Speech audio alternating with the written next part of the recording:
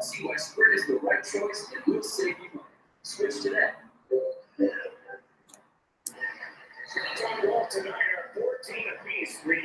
All right, let's roll. What's up? The Monday Night Meltdown has begun. The St. Louis Blues. St. Louis Blues are up 2-1 midway through the second period of play right now. It's about the pucks tonight, little diamond action. I guess we'll be with you through this hockey game till about 11:30 or so. Whenever this game ends. Friday.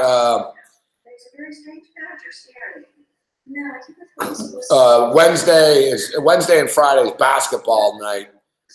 And those are pretty draining. It's going to be like 4.5 hour fucking shows. The pregame, and then these games last forever and stuff. So we'll stay on the clock here Monday and Tuesday so we can get through the week.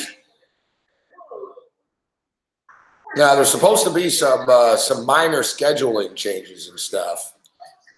Except in this industry, everything always changes, you know? It changes on a daily basis. Sports media is like politics, you know? Like, nothing's ever set in stone. Things can always fall through. Things can change. And things have changed a lot over the last couple of days again.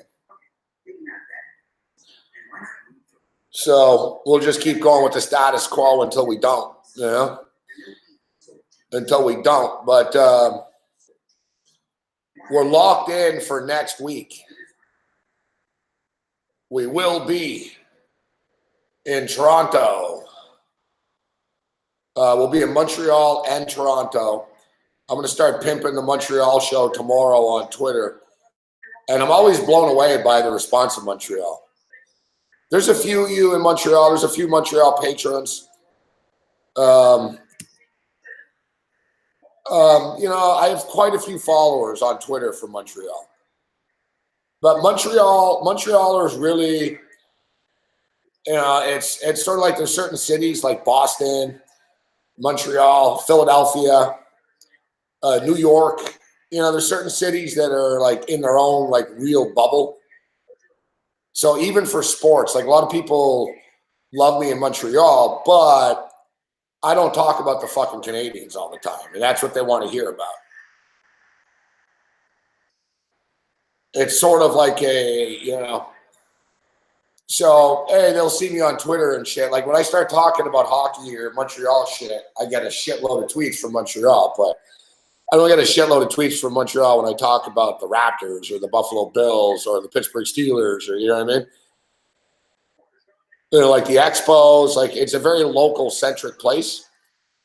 But I'm always surprised, like when I do these live things, about how many people show up. Like even in Toronto's like a big city. And, you know, we push those road rages pretty hard. Like, I haven't done really an official road rage. I have, you know, we did Wild Wings and stuff, but I'm talking about the show and the full 9 yards and stuff. You know, I'd have to pimp it pretty hard to fill Cherry Colas up. You know, like constant promotion and like it's, you know, Montreal, fuck, it takes a couple of fucking tweets, man. I get fucking 50 people show up. If I fucking promote the hell out of it, I can fucking fill a fucking bar up, a couple hundred people. Like, it always blows me away. So we appreciate it, Montreal. We'll be in Montreal on Saturday. As I stated, it's not ideal the way this thing is working out, but it is what it is. Look, I want to go to Toronto anyways. So basically, I'm going to Toronto through Montreal. You know? Hey, why not? I'll be in Montreal on Saturday night. I'll recover on Sunday. Oh, St. Louis nearly scored. I'll recover. And then me and Jazz are going to head over to Toronto.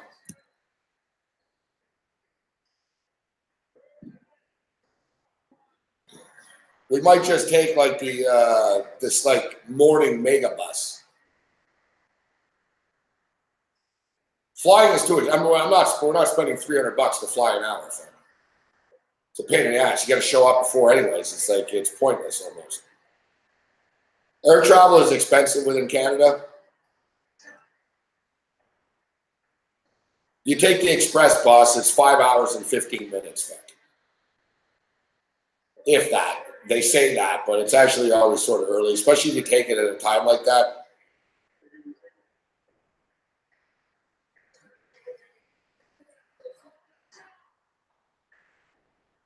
Plus, of course, weed is legal in Canada, so you can blaze at the bus station. You know how many times the Montreal-Toronto bus, I've taken that fucking so many. I've been taking it in a long time now, years. It's not something I like doing. Plus, Megabus is shaky. Fuck, they have fucking crashes like a couple of times a year, which is just being factual. They really do. Like, there's usually like once or twice a summer there's a bad Megabus crash. Yeah, there's a million of these buses on the road, but it is true. The thing with the Megabuses is they're pretty comfortable and shit, but they're not the fucking safe. They're not the safest.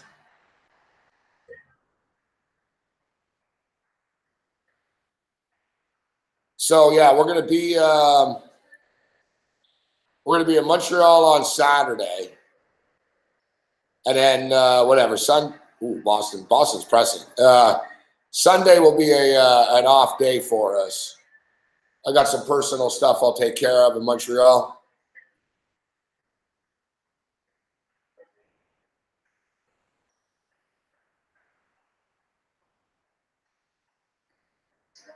I'm not home very often, to be honest.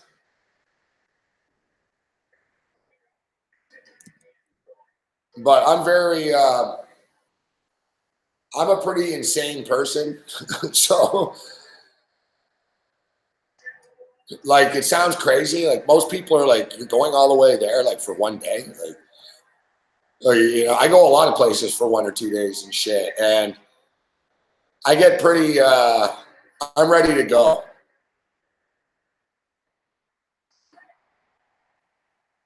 I'm ready to go. Like, I go to Montreal. Like, 2 days is probably ideal for me in Montreal. It's funny, I have a buddy from Montreal that had brain cancer. He beat it too. And it was funny, he was talking about the same thing. He's like, yeah. He goes, I went back once, and he goes, I stayed like a day and a half or something. He goes, it was long enough. I said, yeah. He goes, I thought I would stay there like a week or something, but he goes, I realized after a day or so, it was time to go. I was like, exactly. The only time it was a pain in the ass is when it took me like 13 hours to get to Costa Rica, and I only stayed for 2 days. That was a bit extreme. That was extreme. I left on Thursday afternoon. I got to Costa Rica like Thursday night. And I left Saturday night, and I got home like fucking Sunday at 7 at night or something. Like I basically spent 20 hours in airports, planes, and 38 hours on the ground there. These guys are really going at it in this hockey game.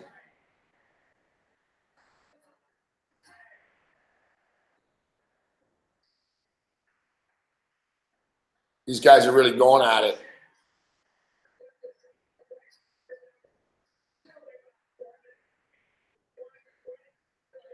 We're on the Blues, and we're on the under 5.5. Coming up here in the late night hours, we're on the Dodgers, and we're on the Philadelphia Phillies.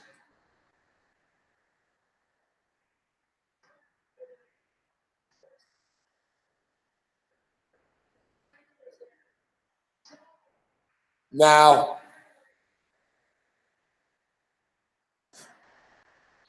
the big outrage of the day The Twitter rage of the day today was the Jeopardy. Somehow Darren Rovell is to blame. Darren Rovell is to blame for fucking tweeting out a fact that James Holzhauser fucking lost. As people felt as though that Rovell spoiled it. Nah, Sony fucking spoiled it. All right? Jeopardy is the one that fucking spoiled it. You think Darren Rovell broke into fucking Jeopardy's fucking like editing room and stole the tape? It was online yesterday. It was, you know what I mean? I was too busy watching the Raptor game. I don't care. I don't watch Jeopardy. I didn't see one episode of this guy. But whatever. When I woke up this morning, I saw a thing. Fucking Jeopardy leaks. He loses. It wasn't, and Rovell was tweeting about it, but Rovell wasn't the only one. Like, if you go to the site Mediaite fucking had it. Like, it leaked on various fucking, people are nuts. Everything leaks, but, you know? Not leaks, but basically, and it's interesting, the more we think about it, is I don't know what the ratings were. I don't know if people are getting sick of them. But basically, clearly, Jeopardy wanted people to know that he lost today. Like this whole thing about, oh, they spoiled it. It's not the Avengers Endgame that people are waiting fucking 3 years for. You know what I mean? It's a stupid game show. And, you know, trust me, if they really cared about secrecy, they wouldn't have fucking leaked it. Holzhauser did a fucking interview this morning. All right, before it even fucking aired, he did an interview with Rovell. It wasn't like it was a big secret. Like, it was leaked. It was out. Sony says it was an error. Somebody leaked it by accident. It was like, but they're full of it. That shit doesn't happen by accident. They leaked it on purpose, and then they pulled it.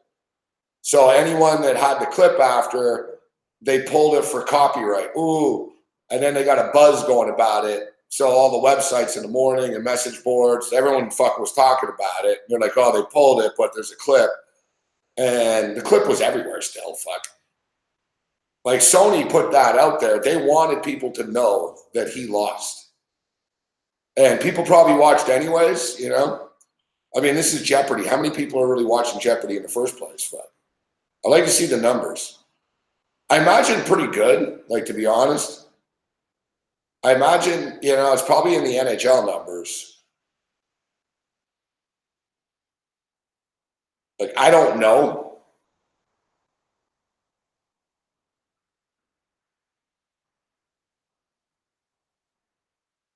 So a lot of people, oh, fuck off. Boston just scored. Ugh, fuck.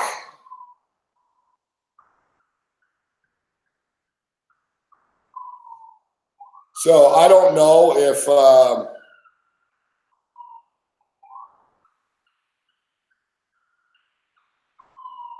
let me see the ratings with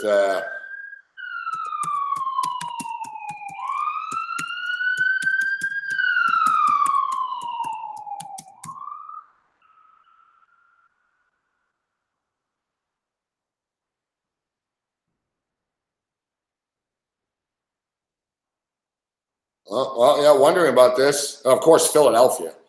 Jeopardy drew higher ratings in Philadelphia than Game 1 of the NBA Finals.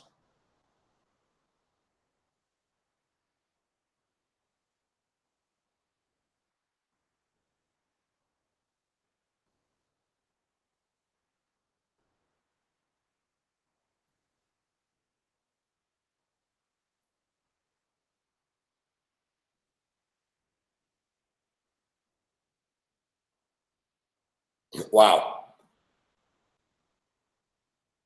Yeah, evidently, Jeopardy's numbers are pretty big, fuck, because 346,000 people watched Jeopardy the other night in Philadelphia alone. All right, syndicated ratings 5 days ago. Here we go. Oh, no, see? Judge Judy.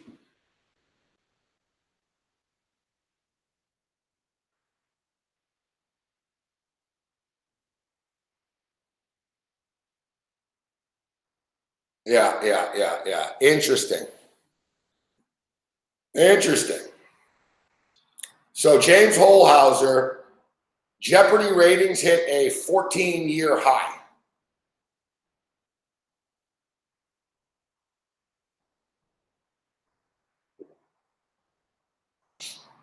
So when he started going on the run, Jeopardy had a 14 fucking year ratings high because of the media attention. But since May 5th, and there was a previously scheduled 2-week teachers tournament, but the ratings never recovered.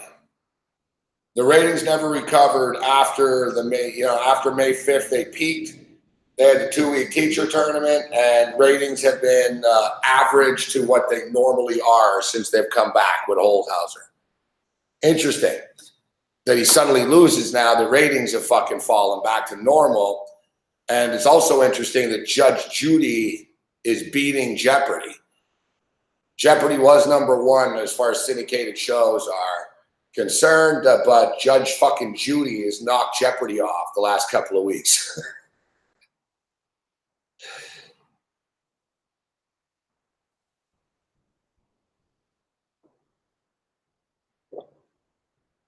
Wow. In the past couple of weeks, and I say that by 45 weeks, fuck.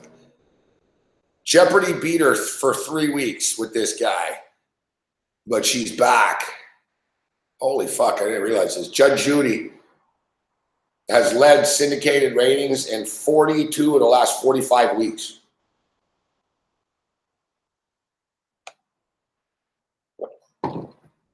Judge Judy averages a 7.1 share. Fuck, it's pretty big, fuck.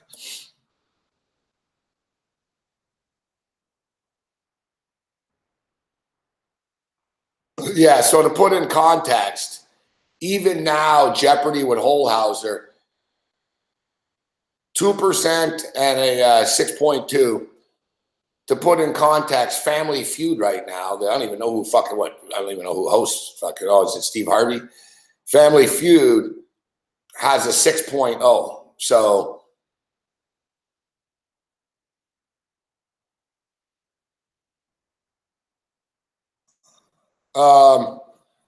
Wheel of Fortune and Jeopardy are actually on the same agency, so it's a package. Wow. Jeopardy has slipped 7% to a 7-week low. And what a coincidence that he gets bounced tonight. So he gets bounced today, one fucking episode away from beating Ken Jennings' record, $28,000 away, $58,000 away from beating his money record, one episode away from the other record. Ratings are a fucking 7-week low suddenly. They've totally dipped. People were sick of him. And, oh, what a shock. He loses, and they leak it that he lost. I said this earlier this morning, and with Cam. I said, they got it out here. They want to let everyone out there fucking know, hey, Jackass is gone. You can start watching again. They wanted to get it out there. It's amazing, isn't it, in TV? It's like Krusty the Clown said, 1 minute, kid, you're fucking somebody, the next minute you're not. It's like, yeah, Holhauser, you were the trendy shit a couple of weeks ago, but people are tired of you. We got to get rid of you. Now, I'm not saying they rigged the game, but I told Cam this, that fucking they were going to, that they had a couple of people on hold that they thought, all right, let's bring this fucking chick in. It hasn't been on the show yet. She's got a chance. Because the chick that they brought in today was an assassin, fuck. She never fucking cracked, like, out of character, man. Like, she never smiled once, fuck. She was just like, bang, bang, bang.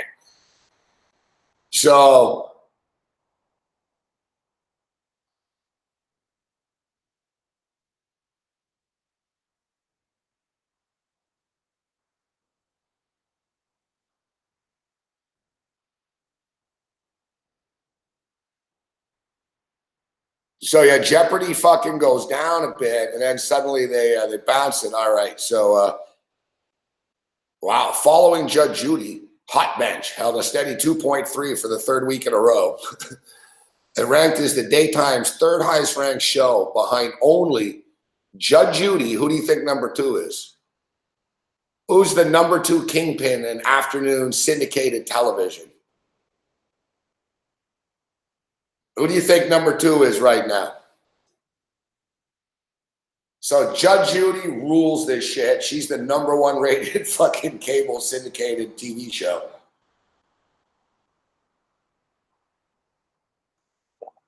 Dr. Phil.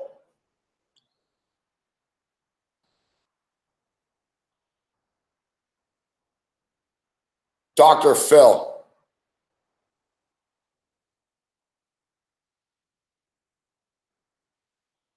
I never even heard of Hot Bench. Hot Bench held a steady 2.3 for the 3rd week in a row as daytime's 3rd highest ranked show behind only Judge Judy and Dr. Phil. Warner Brothers, People Court, and Judge Mathis were both at a stable 1.4 respectively. 20th Century's Divorce Court advanced 14% up to a 0.8. Disney's viral video show, Right This Minute, which was renewed for a new season, slowed down to a 1.2. Entertainment Tonight.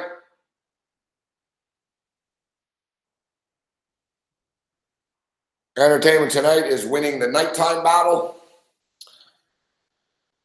Like as far as the those shows, Entertainment Tonight topped the entertainment category with a 4% rise to a 6-week high with a 2.9 share, beating Inside Edition, which also climbed to a 2.8.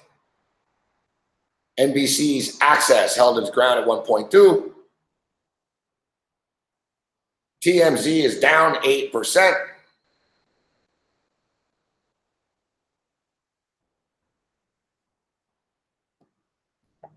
Meanwhile, Daily Mail TV with Jesse Palmer has increased 11% to a 1 share. Page 6 TV has been canceled. Wow. Holy shit. Here's Dr. Phil. 2.8 share, leading the talkers for nearly 3 years. 141 fucking weeks. Holy shit.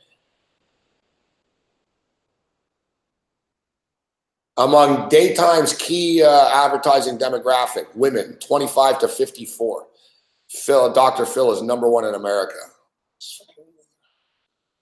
Who the fuck trusts Dr. Phil? Fuck. Guy's been divorced. He's fucking giving people advice. Fuck. Disney's Live with Kelly and Ryan. 2nd place for the 12th straight week. Ellen DeGeneres has been renewed for 3 more seasons, was unchanged with a 2 share for the 3rd straight week. Wendy Williams down 7% to a 1.4. NBC's Maury, Steve, and Steve Wilkos all have remained in their respective spots, including Rachel Ray.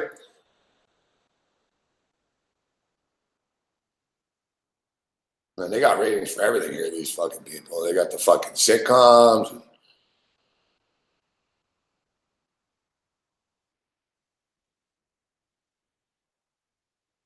Dateline, king of the fucking crime shows.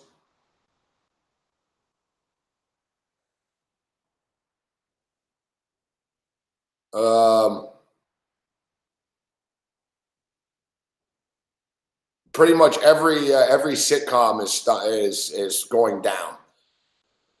Last Man Standing down 5%. Modern Family down 6%. The Goldbergs down.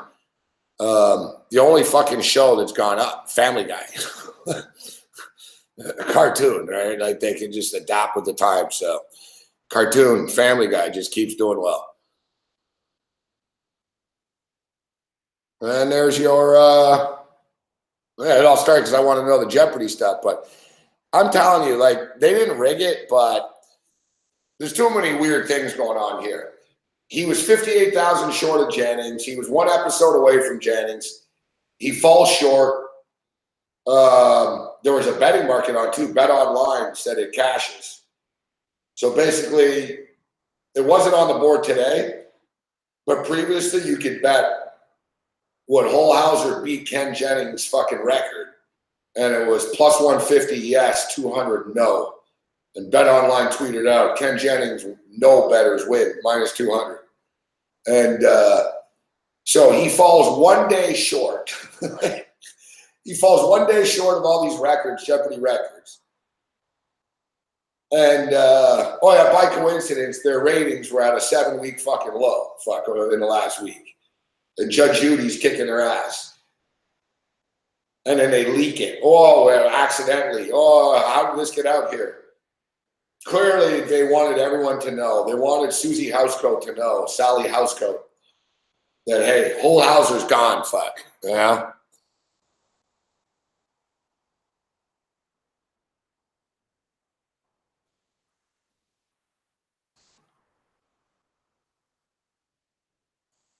Holhauser's gone. Except how long until right now? Because this is what America wants. Everybody wants, come on, we want Holhauser versus Ken Jennings.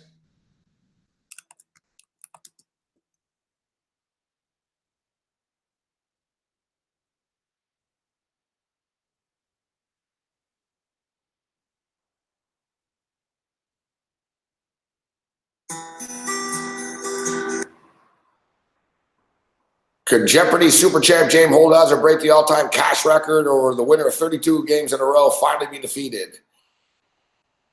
That's the thing. Ken Jennings won 74 shows in a row, but this guy won more fucking money in 32 shows than Jennings did in 74 shows.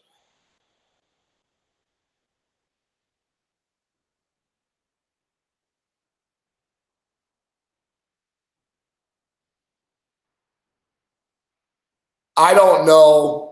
I don't know why he lost, how he lost. I didn't watch, you know what I mean? I've only seen the clips. I've seen a few clips of it. He was in second place going into the final. So he had already stumbled evidently. He probably just choked, you know? He probably got cocky. He's won 32 times in a row. They filmed this on Friday, so it wasn't today. They filmed it on Friday. They usually do like fucking, you know, I remember when I lived in Hollywood, they used to try to get people to go in and watch Jeopardy, and they basically did like a week in a day. So they do like a month in a week type thing, you know? It's only, you know, it's a 22-minute show. So they bang off like 5 fucking episodes. So it's not like, oh, you go there for, you know what I mean? So I don't know how they do it. You know what I mean? I know they do it like in a day. So basically they probably tell people like bring different clothes type shit, right? So you win, whatever, you know, Holhauser wins. He goes backstage, fucking puts on a new shirt and shit, comes back out, and now it's Tuesday's episode, right? Like they're not bringing, they can't like do the whole fucking, it's too expensive to just do 22 minutes. So they fucking bang off like a week and a day type shit, 5 episodes or 3 episodes or whatever they, you know, Alex Trebek can do. I mean, the guy's got cancer, but.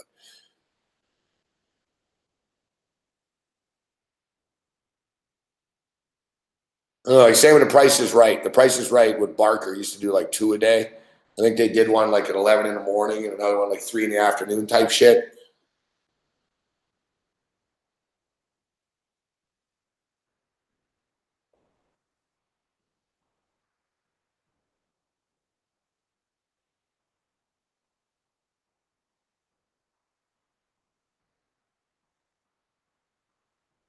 Yeah, in the end, he got 1.2 million.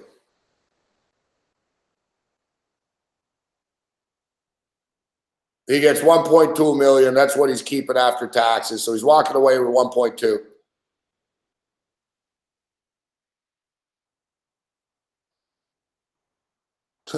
Paco, MTV Tournament in Hollywood, crowd filler.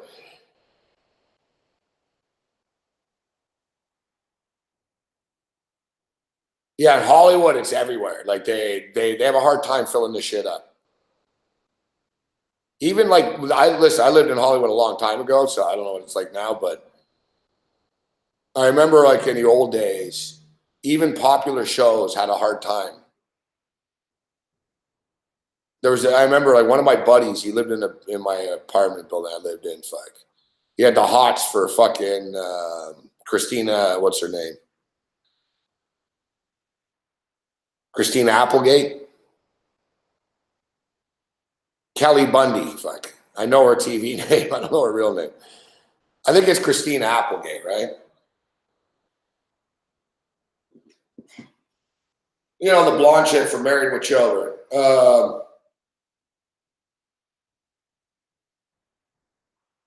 And he used to go. He used to go to like the filming, fucking like every fucking week.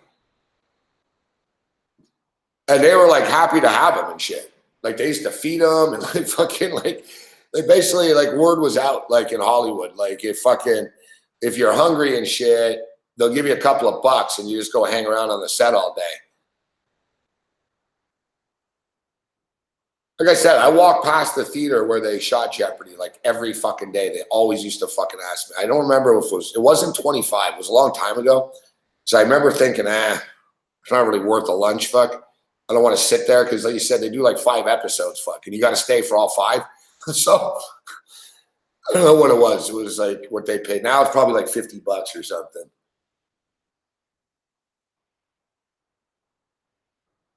Yeah. So my buddy had the hots for sale. He used to always go. And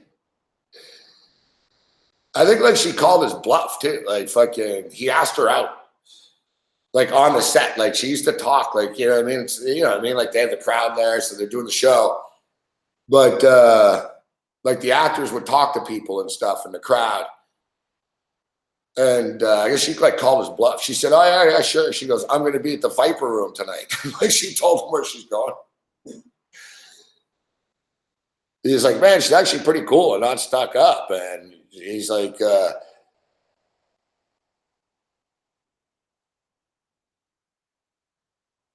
"Nah, she didn't want to be with him or anything, but like she wasn't like oh, you know what I mean?"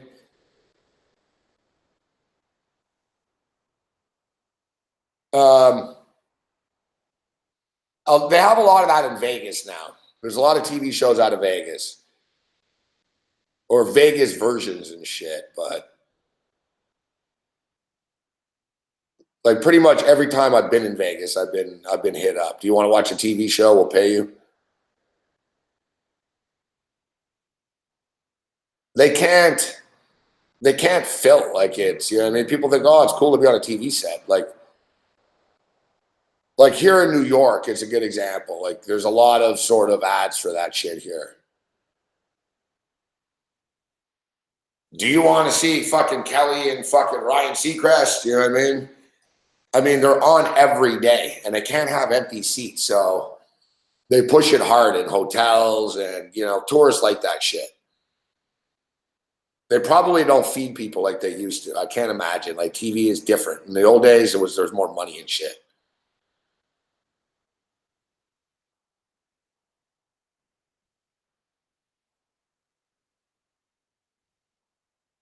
Yeah, so you figure that they're gonna want to get Ken Jennings and Holhauser to go head to head, right? It seems it's almost like Kobayashi and fucking and Joey Chestnut. You know what I mean?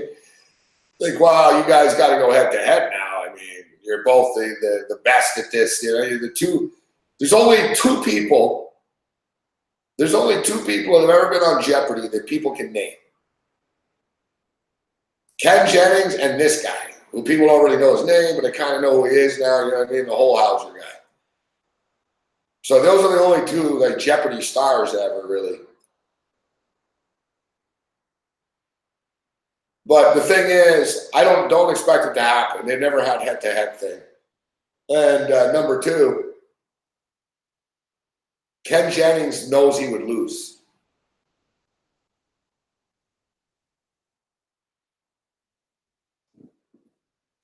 I was reading about Holhauser and about Ken Jennings, and I guess Holhauser like knows more than Jennings does. Even as good as Jennings is, like Holhauser like scored better.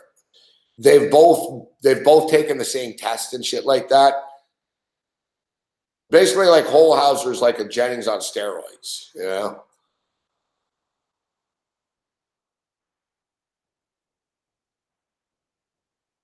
Holhauser has spent the last 10 years of his life doing this. So he got $1 million out of it. All right.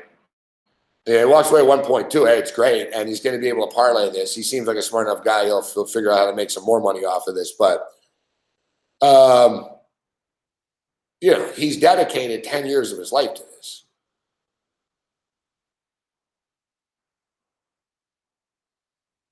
Like he tried to get on Jeopardy like 13 times or something, and he didn't make it. Like, so the guy's been trying. He was on some ABC Clue or whatever the fuck was. He was on some game show, Chance. He was on a trivia show already like 5 years ago on TV, and he won like $60,000 or something. Like I said, I read about him just from the fascinating standpoint. I'm not a Jeopardy fan, but about like how basically he was like sort of a ringer in this shit. And like there was people that played against him. And they were talking about what it's like to play against him. And basically they said like, yeah, like people are finding out about him for first time, but everybody in the trivia world knows him. Like he's everywhere. They're like, oh yeah, he's won a bunch of tournaments already, and he's won this money. He's been on that show already. So he's sort of like he's a professional fucking trivia expert.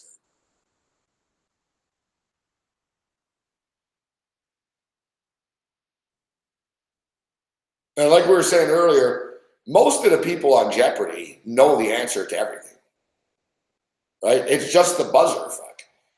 It's the buzzer. So I guess he's the best ever with the buzzer. Like nobody's been as fucking quick with him with the buzzer. And I guess it's his range. Like supposedly he knows everything about everything. Like he has a bigger range than people. They're like, yeah, you can't really get him like with fucking, 16th century art and shit like that. He knows it. But the thing is, I guess they know what questions are coming, sort of. There's like a method to the madness. They know, like, all right, they don't know the exact question, but they know, all right, they're going to ask about Mona Lisa. They're going to ask about fucking Van Gogh. They're going to ask about Mozart. Like, so sort of common sense, but then you got to know everything, fuck, right? And it's not even like you're smart. And I'm not saying he's not an incredibly smart guy, but it's all memory. I mean, the guy's clearly got a great fucking memory. I doubt Holhouser's smoking fucking big fat ones before fucking the TV taping. Like he's got a very quick, like brain reflex memory of things. He probably has photogenic memory, to be honest. Like at least a form of it. You know what I mean? I'm pretty good, but I'm not talking about like Jeopardy shit, but I have a very good memory, sort of. But when I went to school in LA, it was a big thing that they taught, that they stressed, fuck. At music university, it was a big thing they stressed was retaining information. How to retain information. And it's not rocket science, really. It's basically fucking commit your brain to something for 30 seconds and you should be able to remember it. The brain will remember it. The brain's like a computer. Like sort of like, I don't need a pen for a phone number. You know what I mean? Like if you repeat a phone number to me, like you give me a phone number, I just have to repeat it to myself like 3, 4, 5, 6 times in my head and boom, I'll know it. You'll know it, right? You just will. Some people, I can't do that. You could, but you don't know how, right? It's like, it's sort of like I said, the brain, if you tell your brain something enough times, it will remember.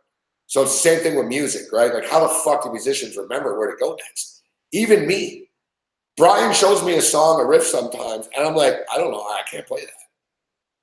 Some of our new songs even, I'm like, I can't play that. I'm like, I won't remember fucking where to go and like change.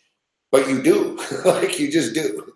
It's like what you do is you sit down and you play it fucking 82 fucking times and suddenly you know it. Your brain retains it.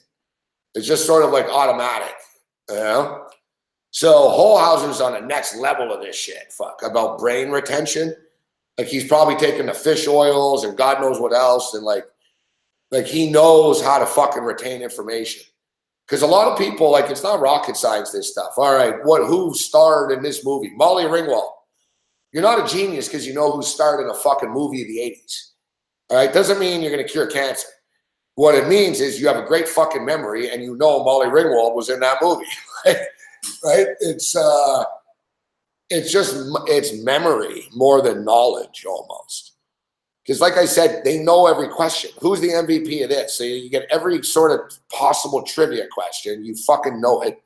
And then you just repeat it. Richard Gere, fuck. Paul Newman, fuck. You know what I mean? Exactly, Paco Healy.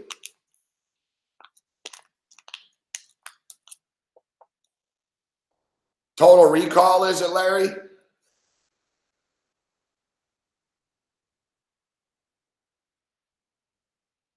You know what's crazy? You know the chick Mary Lou Henner from Taxi, the chick with the red hair?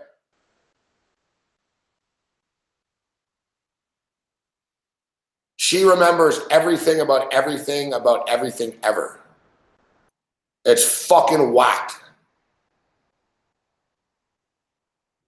It's a problem. Like, it's not like it bothers her that she does. Like, it's not something she likes. She's like an elephant, literally. You know, elephants never forget shit, and that's why they're in such like sorrow all the time. But like, yeah, Mary Lou Henner. Like, you can ask Mary Lou Henner, what were you wearing on January 6th, 1977? She just needs to think. Like, she'll think for a second, and she'll say, oh, January 6th, fucking 97. Hey, I was on the set, and I was eating a tuna sandwich, and I was wearing a pink sweater.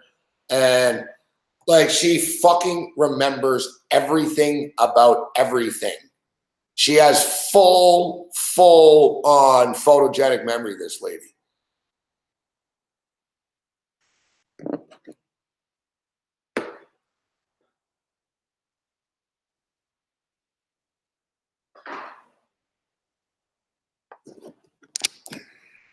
Think of the knowledge that you would have, but I guess it's one of those things that it's too much. It's too much for the brain. Like, she's depressed. Like, I've seen her talk about it, like about how it's fucked her up. Let's see, Mary Lou Henner. Yeah, first thing that pops up, Mary Lou Henner, memory.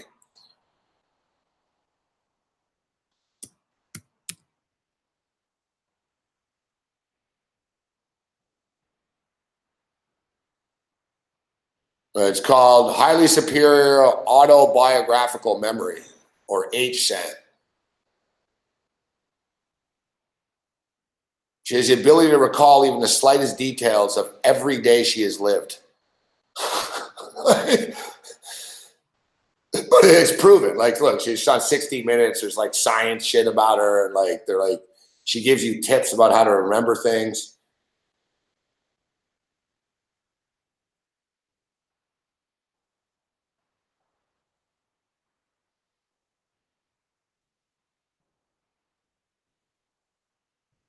Because at first, like, no one would believe you. No one would ever say, oh, yeah, I remember everything about everything. Like, yeah, all right, buddy. You know what I mean? But what if you could remember every single day of your life and have it available on instant recall? Everything from a childhood birthday party to a Christmas, your first day of school, and your last. What you were doing, who you were with, what day of the week it was. What did you have for lunch?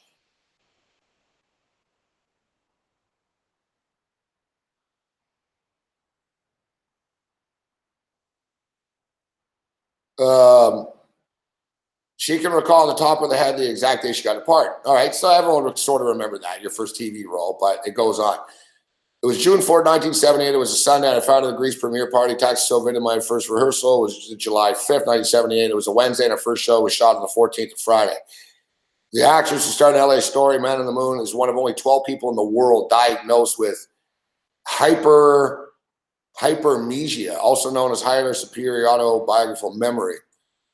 Most of us remember events of our lives, but she can remember specific details of almost every day of her life. The earliest memories of her being baptized. I remember walking out of the water, and I remember the white. Whenever I go back into the memory, I'm always in the body looking out. When somebody gives me a date or a year, I see little movie montages, basically on a time continuum, which I scroll through and I flashes in my brain. She said it's a gift. It helped her as an actress. Yeah, no shit. But she wouldn't forget any line ever. Like, it's fucking insane.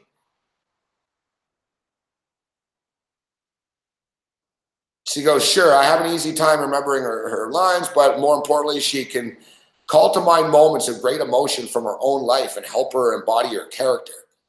I can always remember when I first read a script where I studied what I liked about things that I liked, but definitely being an actress, I learned to embrace my memories and celebrate them and explore them without hesitation.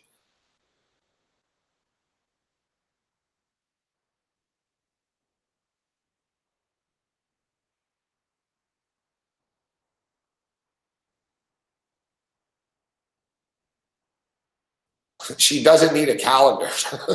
she knows what she knows what day it is all the time. Yeah, that's some fucking crazy ass shit, man.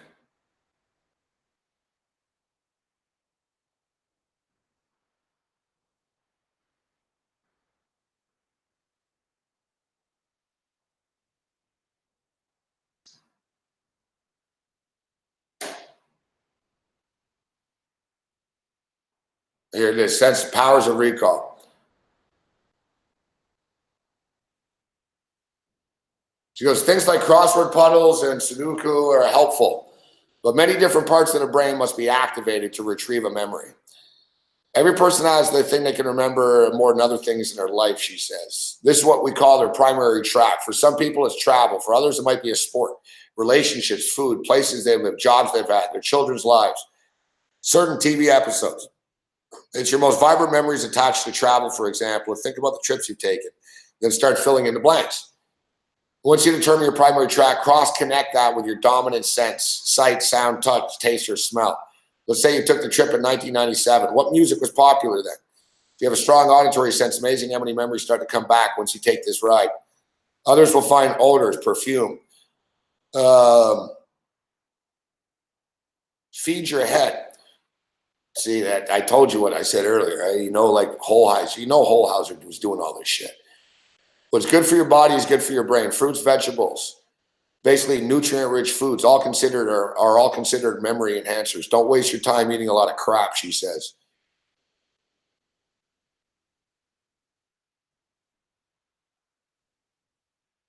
Searing your memories. How can I bake this into my brain and make it more vivid? For example, try doing a sound check every once in a while. What am I really hearing right now? Take a mental snapshot. See, I told you, this chick's deep. Fuck.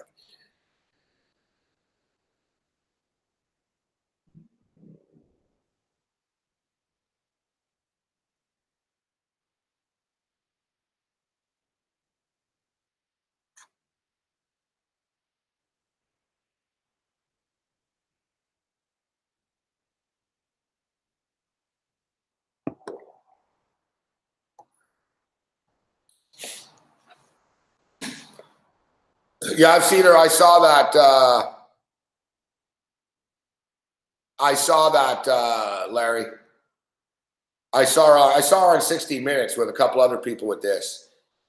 And yeah, if anyone doesn't believe it, like you said, like just look up videos of her and shit. Like people have tried to stump her and stuff. They can't. Like you'll see, they'll ask her, "What about this?" and "What about that?" and like they'll have people back it up, and it's fucking insane. Like I said, one of only 12 people in the world. She remembers everything about everything.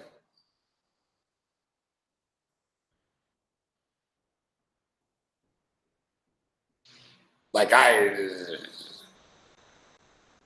can remember like, oh yeah, that happened in the game. I can remember the day. I can remember stories very well of days from a long time ago. I can remember conversations, but I can't remember dates and like shit like that, you know?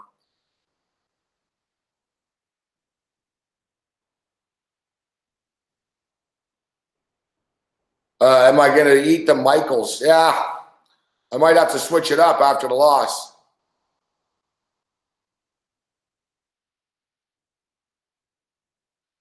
We might have to switch it up.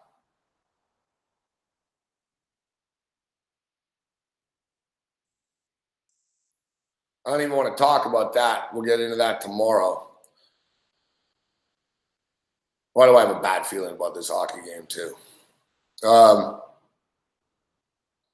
we talk now. Kevin Looney is out. Wow. Like the Raptors, you know, it's a little frustrating to be honest at this point. last night they did a lot of good things. They just didn't shoot the ball well. Like, everyone wants to talk about what happened, how they lost, and they should have done this, and they should have done that. It's pretty simple. Like Rick Barry, who's the Hall of Famer, Surly Rick, we asked him, what do you have to do to win? And basically he said, make shots. And he started laughing. It's simplistic, but it very is true, The Toronto Raptors were 14 of 48 shooting the ball in the second half last night. You're not going to win. Doesn't matter if you're playing the Sacramento Kings, the Golden State Warriors, or the Atlanta Hawks. Like, it doesn't matter. You're not going to win. Fuck, Boston nearly just scored. They did not shoot the ball well. And they played good defense for the most part, actually. They held the fucking, you hold Golden State to 109. It wasn't ideal, but they played pretty good defense. Like, look at the last 5 minutes of the game. They fucking shut it the fuck down. Like, Golden State could not score. Golden State went 4 minutes without scoring. Unfortunately, it was so frustrating. The Raptors, it was like watching a college team last night, the Raptors. It's like the players just fucking got stupid. And listen, the Raptors had won 5 games in a row. They weren't going to run the table here and sweep them, right? So they were sort of due for a collapse. It just sucked that it happened at home in this spot because they played good in the first half. But at the end of the game, it was 106 to 98. So they were down 8 points, and there was about 3 minutes left. All right, and they just sort of couldn't get over that hump. They sort of did, but then Quinn Cook would only go to the box. Then Cook would hit a shot, and they just couldn't get it over that hump at 10. But it was 106-98, I remember. And Kawhi Leonard, fucking was driving in. He stole the ball. Kawhi Leonard's driving into the rack. He could have laid it in, and for some reason, he kicked it out to Siakam or Van Fleet. Van Fleet takes the 3, misses. It's like, dude, you could have fucking gotten fouled. I remember tweeting. I said, stop shooting fucking threes, fuck. And then the next play, he did take it to the rack. So, but he fucking kicks it out. They could have cut the lead to 6 there. The thing is, Golden State turned the ball over, right after. And what did the Raptors do? That's when they kicked it to the corner, that corner fucking 3 for Siakam, and he missed. It's like, holy fuck, guys, man. You could have just had 4 fucking points in about 17 seconds. And the score would be 106-102. And think, in the last minute or so, that's when they went on that run and they just clamped down. And they stopped Golden State 7 times in a row, literally. Except every fucking time they would fucking run up the court and stop and shoot a fucking 3. It's like, yeah, Danny Green hit one. And, man, and then look, they were down by 2 after only. They were down by 2 only after, it's like, guys, it's like all those 3s we took. If you just would have taken the 2s, you could have tied the game or got ahead, but they kept taking the 3. I get it. And I know they're thinking, fuck this. We're down by 8. There's 2 minutes left. We need fucking 3s. But you sort of did it. It was kind of early enough not to panic. And quite frankly, the Raptor players panicked. Not panic's a strong word, but they started rushing shots. They got worried about the clock. They couldn't get over the hump. And then after, Nick Nurse told them to foul Draymond Green, but they didn't. They didn't get to him on time. They didn't foul him. And, they went for the steal. And the crazy thing is, the Raptors were this fucking close to tying that game last night at the end. And maybe winning this series type thing. And now who fucking knows? But I don't even want to watch the replay. It's heartbreaking to watch. It's like, holy shit. Are you kidding me? Kawhi Leonard, it's like the ball went through his hand. I still, when you watch it, I don't understand how it didn't hit him.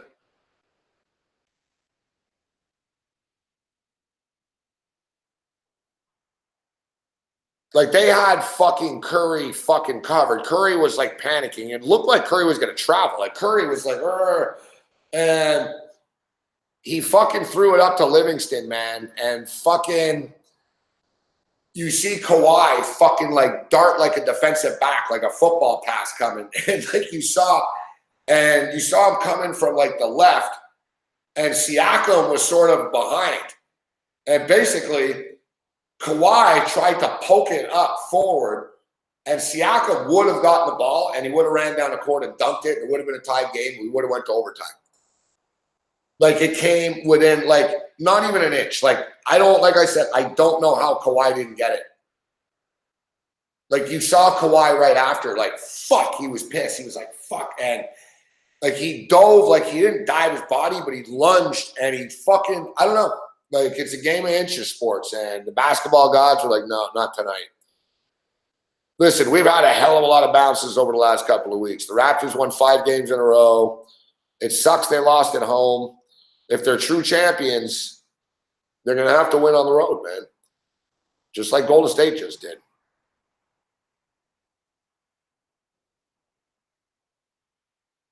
And to be honest, you know, now Klay Thompson's banged up. Oh, he did travel. I know. They didn't, of course, they were going to call that. And yeah, we're not even getting to the fucking referees, man. All right, I'm not going to get into the referees. No excuses. Raptors lost.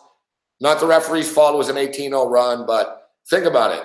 How about the other 2 points we lost with Siakam when Buddy put his arm through the fucking cylinder? Those 2 points would have mattered at the end, wouldn't they have? Oh, yeah. When they were down 2. You know what I'm saying? Like, the refs were disgusting. I nearly had a heart attack on Get Off My Lawn this morning.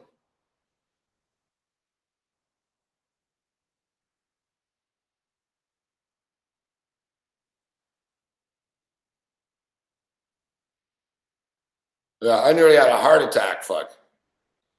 I also freaked out a bunch of diners in the restaurant this morning when I bent over and started throwing money at my ass. I don't know if it's on YouTube.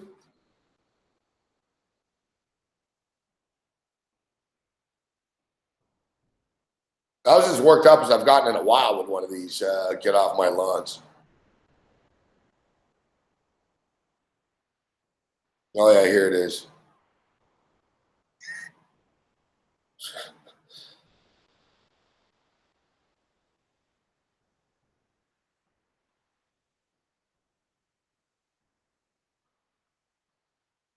But yeah, listen, I'm not blaming the refs for the loss, but they didn't help. But yeah, it was a fucking frustrating game, man. Like, they just came so close. Like, Kawhi Leonard came this fucking close, man. Like, literally. Like, still don't know. Like, I watched it. Like, Whale Capper tweeted. Whale Capper right after, he goes, I don't know how that didn't, like I said, the Raptors got a lot of bounce. They're going to have to find a way. Look, now they lose Kevon Looney. Klay Thompson's probably going to play on Wednesday, but he's not 100%. Kevin Durant, I don't know if Kevin's going to play on Friday. Maybe, maybe not. It's there for the taking for the Raptors. They're going to have to find a way. It's just, there's a lot of shit in Raptor land right now. They need to get back to focusing. They need to get back to focusing here. Like, Drake needs to shut the fuck up. Drake wasn't a problem until he is a problem, and now he's a problem again. It's like, dude, like, you need to stop fucking pissing other players off. You're not the one that fucking guards them. Like I said, it's one thing to cheer. It's one thing to, like, clap when fucking Greek Freak misses a shot. Fine. Oh, St. Louis scores 3-2 Blues. But it's too much. You know what I mean? It's too much now. Like, you've made it personal with Golden State. They're waiting. They're trolling you after the game. I'm not a big fan of this fucking Kawhi Leonard billboard in Oakland. Like, we're poking them too much. Like, we're not the champs. They are. Fuck. We're acting like we're the champs or something. They're the champs. And there's a lot of talking going on for the Raptors. And, you got the New Balance billboard in Oakland that just fucking pisses them off. You got Drake pissing them off. And now you got Kawhi Leonard fucking suing Nike today. It's like, yeah, great timing, fuck. So Kawhi's got a lawsuit going on. It's like, it's just too much at once almost. Like, Nick Nurse needs to, like, hey, guys, like, we need to, let's rein this in here, all right? It's 1-1 in the NBA Finals. Let's worry about lawsuits and all this other bullshit fucking next week. But another news, too, And listen, I always said this, that Kawhi Leonard was going to come back for a couple of years. I don't think he'll sign a long-term deal, but 2-3 years type thing. Michael Landsberg.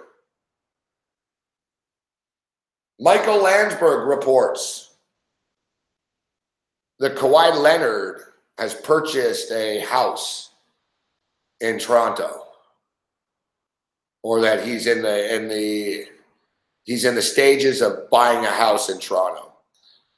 Now, one thing about Michael Landsberg does not have a lot of sports scoops. All right, he's not in any locker room. He's not a reporter. You know what I mean? But as you guys know,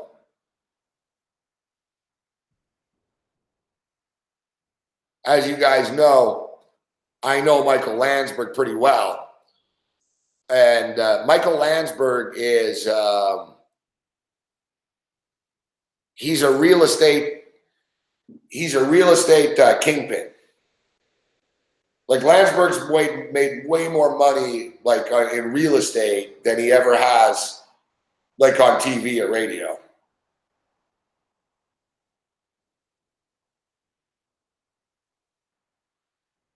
Like Michael Landsberg owns that bar, the Government. Now, it's not called the Government anymore. It's called RPM, but basically the big property on the docks in Toronto. I don't know if he owns the Freemason building, the old MTV building. I think he owns part of it. Like he's a part of the group. Anyways, Michael Landsberg's father is one of the most successful real estate developers in Toronto history. Michael Landsberg is also in real estate, commercial real estate, nightclubs in Toronto and shit. Like Landsberg owns the building where buildings of where like a lot of hot clubs are and shit.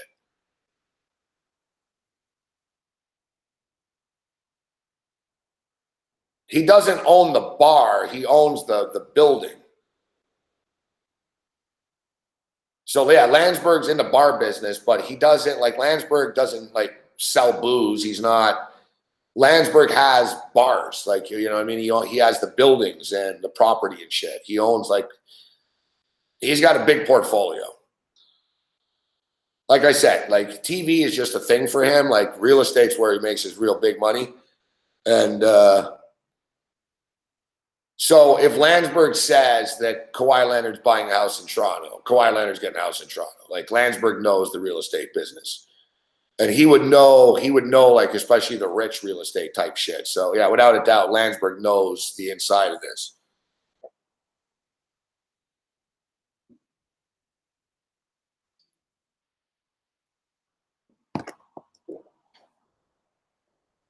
Look, Kawhi's been living in a fucking condo near the arena.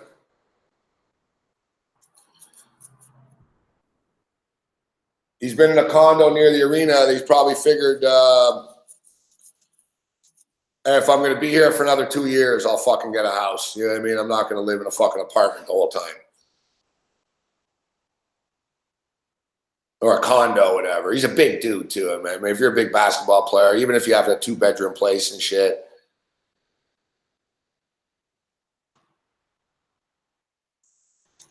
He's got a girlfriend, Kawhi, too. I don't know if it's his wife, but he's been with the same girl for a long time.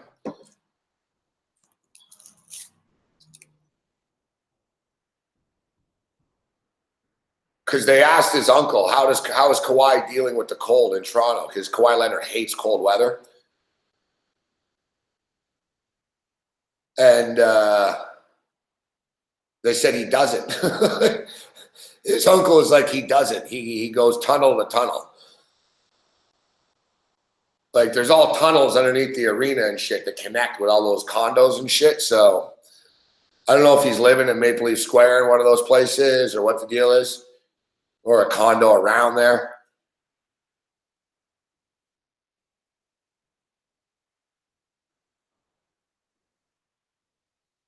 Another thing is too, the guy probably got a house around where Landsberg is. Like Landsberg's up there up around Yonge. DeMar DeRozan lived up there too.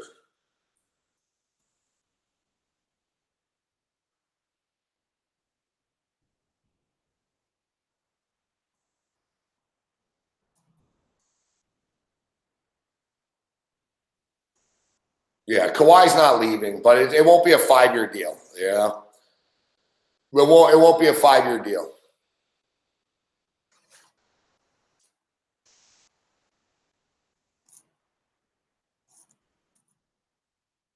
I'm saying 3-year deal, 3-year deal, player option.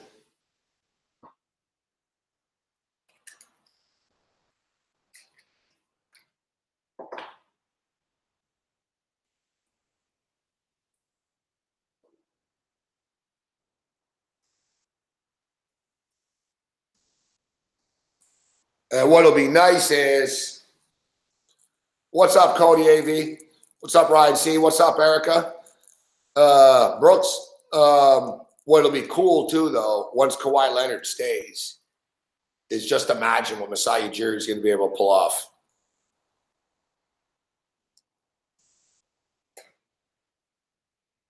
And Kawhi Leonard knows this too, right? So Kawhi Leonard tells the Raptors before July 1st, yeah, I'm in. We're doing the deal. Then Masai Ujiri can fucking turn around and tell other players, Kawhi's in. Kawhi's coming back. Do you want to go to the finals next year with us or what? Right? So don't think that it makes a difference. Like, if you have Kawhi Leonard, there will be one of these other free agents. The Raptors can pull a trade, whatever. Masai Ujiri's creative. Masai Ujiri also really wants to win. And look, we have Kawhi Leonard right now. We're close to winning. We might win. We could win, but we're a player away. You know what I mean? We need another player. Fuck. Let's just be real. Look at the Golden State Warriors, man. They keep losing players, but it doesn't matter. Fuck. It's like, yeah, we lost Kevin Durant, but they get DeMarcus Cousins. People act like DeMarcus Cousins. Oh, it's like DeMarcus Cousins. Boogie Cousins is one of the best players in the NBA. Like, people forget that. People are all surprised. Oh, DeMarcus Cousins. It's like, yeah, DeMarcus Cousins, bitch. Yeah. The same DeMarcus Cousins that's fucking dominated people, right? Like, they're deep as hell. It's like, all right, yeah, we lose Kevin Durant, but we got Cousins coming back. Yeah, Klay Thompson's out, but you know what? We got Draymond Green and Curry on the floor still.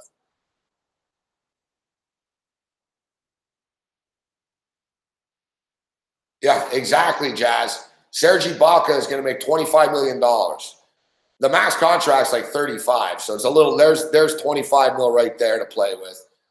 Marc Gasol has a player option, and I think he's going to fucking stay because he knows not everyone's going to want to pay him $30 million a year. So I think we'll be stuck with Gasol's deal.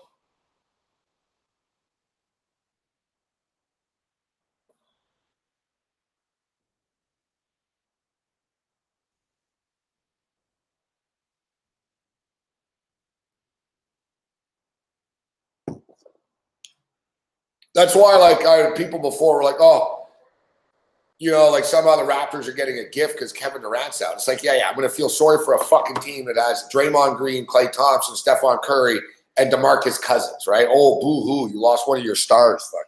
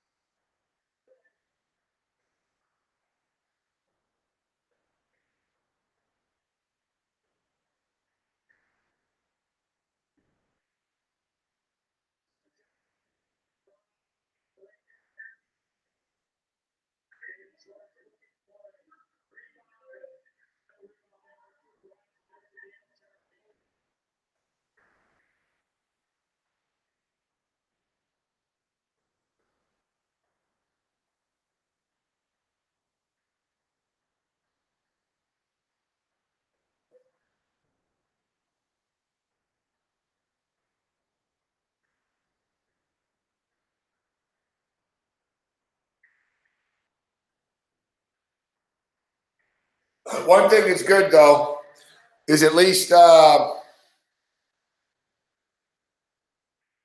Jazz has been more patient than me about getting the ticket for the game. And if the Raptors lose on Wednesday, the ticket will go down even more.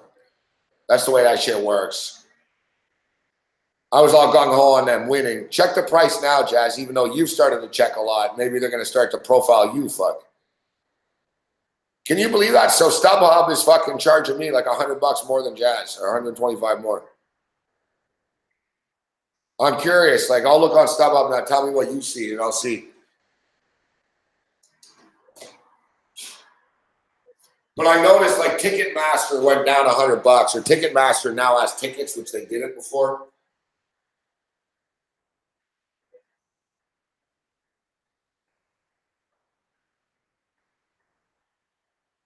Well, we got the go-ahead. I told Cardano, yeah, I'm going to do the show in Toronto. He's like, yeah, whatever. He didn't care. He's like, yeah. He goes, yeah, all right, you want it? All right, sure.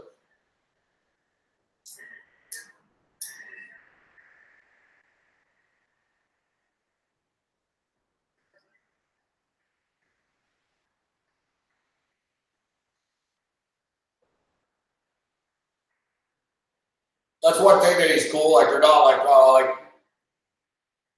basically, like, for me, football season is when it's going to get crazy. So he even said, he goes, yeah, he goes, do what you got to do. He goes, we're not syndicated now. He goes, we're not whatever. He goes, I told him, I said, yeah, we're going to do it in the bar. Game time decisions next Monday. Fuck, right near the arena. Yeah, we'll go to the game.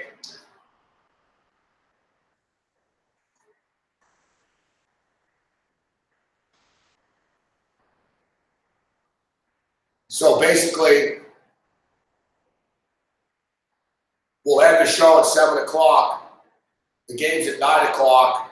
It's the final, so I want to get in there like before and soak it all in a bit. But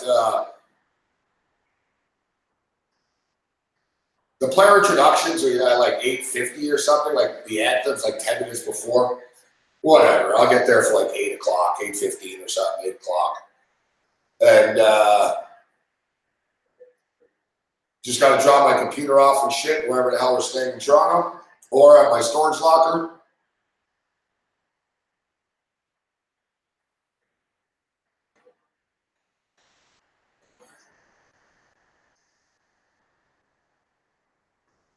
Well, either the Raptors, they're not going to win both games in Oakland. We did this much we know. So can they split and come home 2-2? It'll be off the hook, or we're going to come home down 3-1. It'll be depressing. It sucks that that's the game we go to. But there's the empty netter. Fuck. I was hoping to get out of here 3-2. Whatever. Blues win.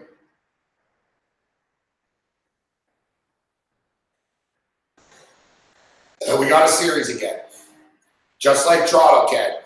That's the big thing in the playoffs. The sky is falling. Oh, no, we're back. Oh, no. Oh, roller coaster. Roller coaster. And the Blues are back. And that guy that didn't sell his ticket, nice job hanging on to the ticket.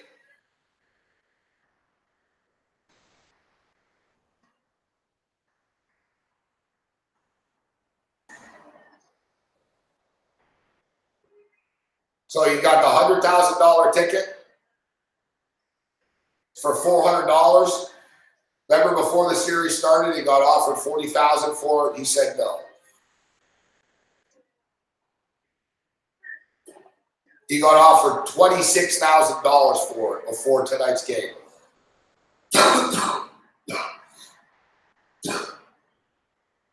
And people on Twitter were mocking him. And like Cam said, have to fuck the people on Twitter. You guys didn't take it. You're not in his boat. The guy's got confidence in his fucking team. Now he's tied at 2. If he wants to sell a ticket tomorrow, he can get fucking $45,000 for it. It was 26 today.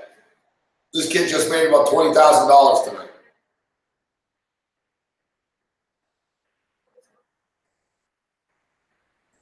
He's not going to sell it. Now it's 2-2. There's no way this kid's selling the ticket. He's in. I know you gotta respect this kid's balls, fuck. I said before the series started, I would have taken a 40K. I would have taken a 40K, and I would have bet the Bruins were favorites. So I would have taken a 40. Remember we said it. I would have taken a 40K. I would have put like fucking 5 dimes or something on the Blues to win the cup, to win back another fucking 17K or whatever. And I would have taken the money and enjoyed the run, but he said that his gut is telling him not to do it. And he's not a rich guy either. That's what's crazy. But he's like, nah, I don't feel over that. No. Now, he also said he doesn't want to be like the guy that Texas Tech. So maybe he'll bail, but I don't think he'll bail if it goes 7.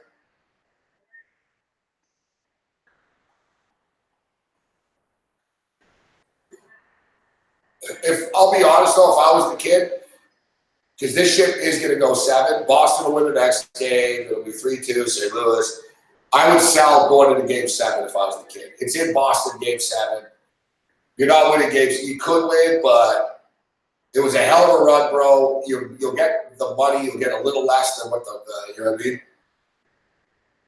Like if it goes game 7, Boston will be like, what, 140 favorites or something in game 7, 150? He'll be able to get whatever that works out to, $45,000 or something.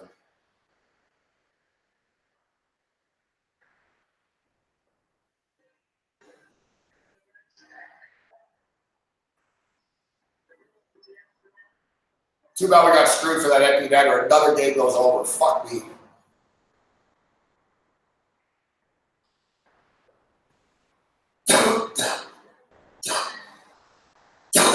Well, we'll take the split. And the Blues are alive. It gives me hope for the Raptors, this. It does, in a weird way. It just shows, guys, it's not over. They're down 2-1, 1-1, and all this stuff. Like, even in my head, I feel like the Raptors are down 3-1. I'm like, I've been so positive, but you guys don't know. Like, I'm just thinking, we're going to be down 3-1.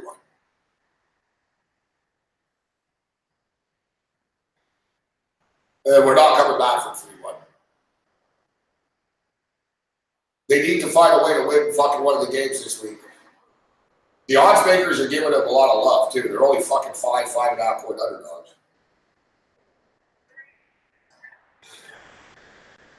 The Raptors have done it in the last 2 series.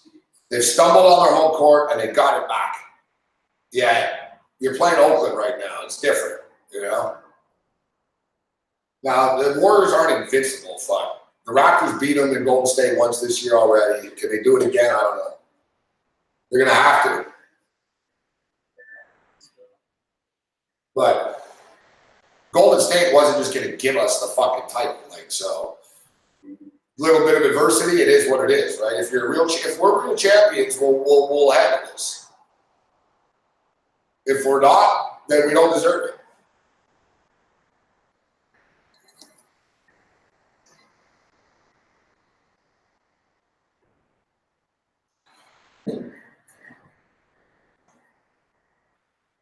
I like your style, Colin, because I like that parlay the other day, and I was thinking about it.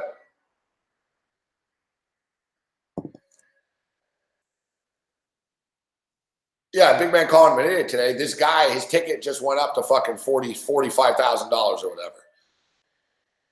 I'm pulling for the kid. People are just haters out there. I don't know why, people want to hate on people they've never met before and shit. Oh, dumb kid, he's stupid. They're Twitter's blowing up. Oh, you should do this. He's dumb and blah, blah. It's like, shut the fuck up. Worry about your own bet, fuck. This kid's living it up. He's being interviewed by ESPN. He's going to his favorite team in the Stanley Cup Finals. Imagine this guy right now, the rush he's got. That's what it's about, too. It's not just the money. It's like living the memories and shit. Imagine right now he's in the stands. He's freaking out. Fucking, holy fuck, we're going to win. We're going to win. Fuck, it's 2-2. Think about this kid right now walking out of the arena, fuck, how he's feeling right now. There's moments in his life he'll never forget. He feels like one of the players does right now,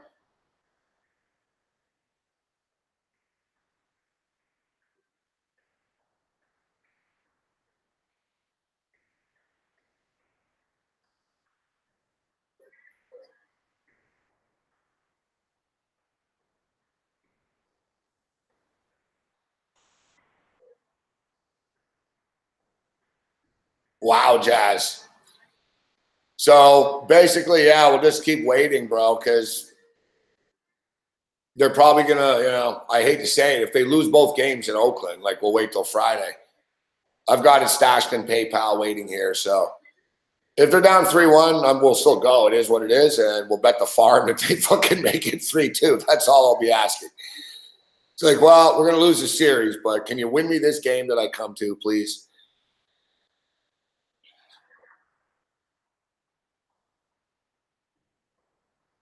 Like that's, I hate to say it. I hate to say it, but that's what it comes down to. It's like just like, well, can they win when we're there? You know?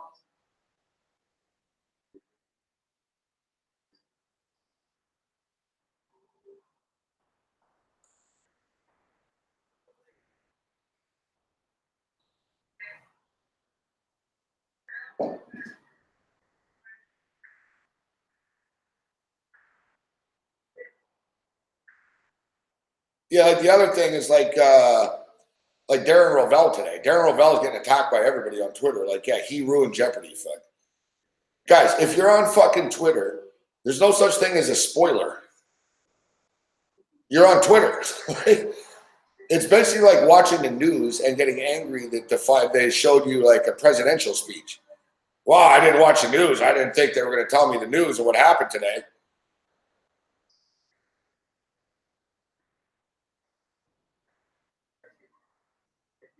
Like people that if you don't want to know something, then don't go online. You know what I mean? Like if I don't want to know something, then it's like, well, I better not go on the internet because it's going to be everywhere.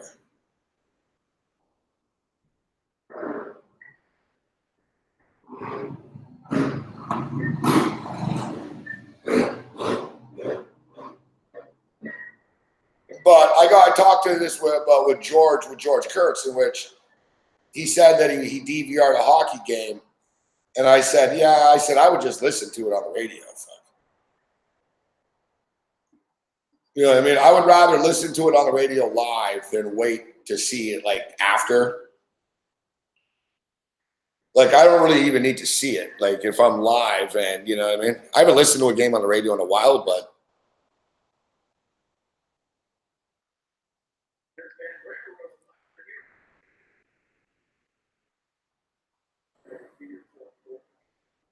fuck, I liked Houston tonight too. I didn't bet it 3-0. Of course, that's the game we get, even though I don't have money on that one. I'm sorry, Lisa. I did warn people before.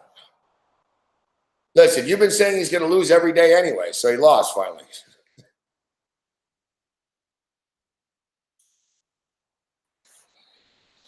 Yeah, like me neither, Jazz. Like on a Sunday afternoon, like I don't DVR shit. Like if I'm the Bills or whatever, like I'll look on my phone. You see, like I talk to you on Sunday sometimes. I'm not like, oh, don't tell me the score of the game. I'm like, no, what's the score of the game? Like I don't give a shit. Fuck, I need to know the score of the game now. You know what I mean? I don't want to watch it after, whatever. Fuck, it's old news after. Like, you know what I mean? Like I live in a really now thing that I need to know. It's like, no, what do you mean? Like, I'm not waiting 5 hours. The game's been over for 2 hours. Like, just tell me what the fucking score is. All right, Dodgers are up 3-1 on the D-backs.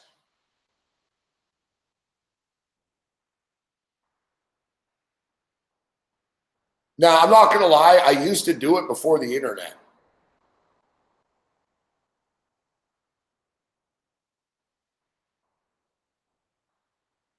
Before the internet, I used to do it at times where I'd tape like CBS all day long. They'd have like a bunch of basketball games on, and I'd be out Saturday afternoon. So I'd place my bets, but there was no internet. So like it was different. You know what I mean? The games weren't on all the time and shit. So I'd kick back after like at fucking 7, 8 o'clock at night. I'd start with the noon game. Right? Did I win? But what I ended up doing all the time is I ended up. I always used to just fast forward to the end of the game. I'm not watching this fucking whole game on tape here. Fuck, like, so basically I'd watch and I'd be like, fuck this. And I just fast forward to like the last 2 minutes of the game. All right, I lost. So I won. Fucking fast forward to the next game.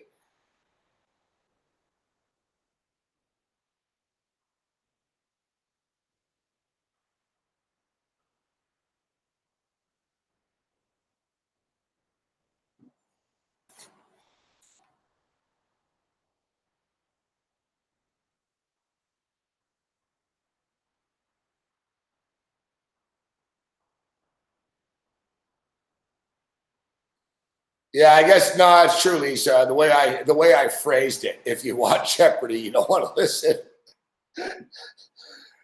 Yeah,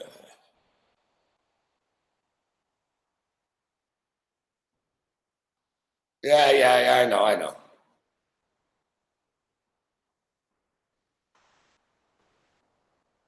Listen, it's my job to keep people up to date.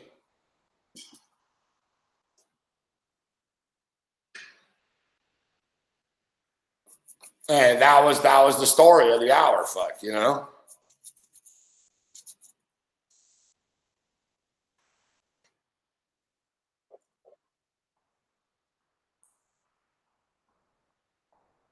What's up, McKinnis? Good to see you, bro. How about them Blues?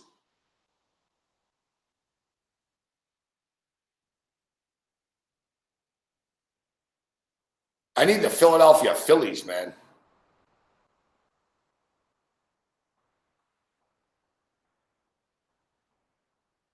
I need the Philadelphia Phillies to. I need the Philadelphia Phillies to get this game done tonight. I got the Dodgers. We split the Blues. It sucks. I would have taken the Astros, but FanDuel didn't have it up when I was there.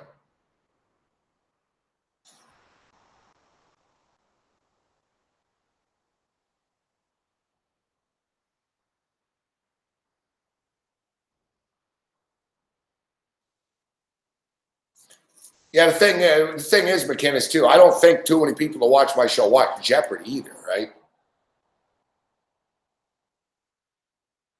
I know Lisa watches, but yeah, like I said, I wasn't trying to spoil. I was trying to be a dickhead, but it was already out there.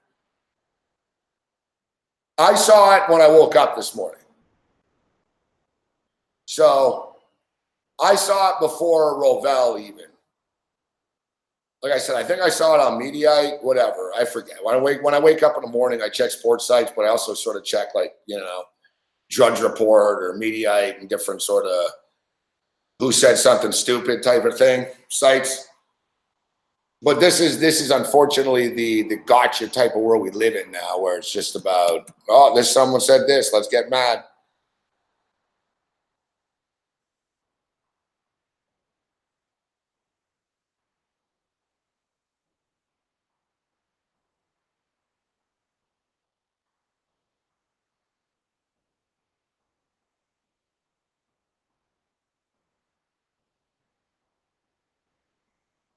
Seattle just hit a home run.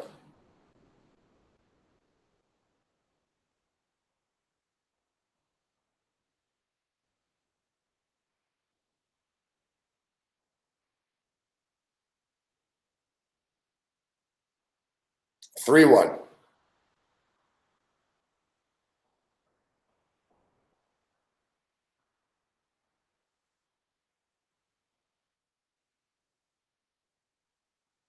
Oh, now your mom's getting called out, huh? Ugh, poor mom.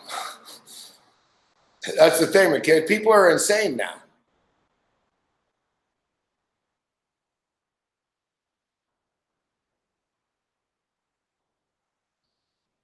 People are insane now with this spoiler stuff.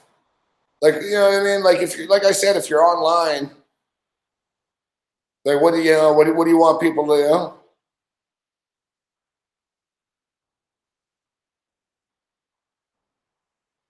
People like with Darren Rovell, you're a horrible human being. How could you do this?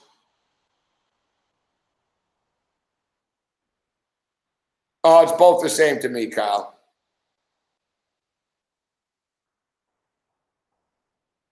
But probably if I'd have to say the Raptors. I only say the Raptors because I think it's harder to win an NBA Finals than a Super Bowl. A Super Bowl is cool, but you know what I mean. Like it's just one game. It's more of an accomplishment to win an NBA title than a Super Bowl, in my opinion. Winning 4 playoff series is like, you know, if you beat the Milwaukee Bucks, the Sixers, the Magic, and the Warriors, you know, that's to me.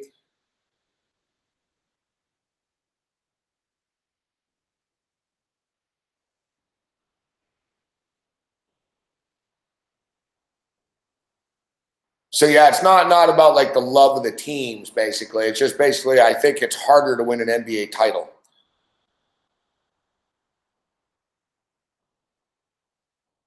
But I say that now. I'm in Raptor mode right now. I do love the Buffalo Bills.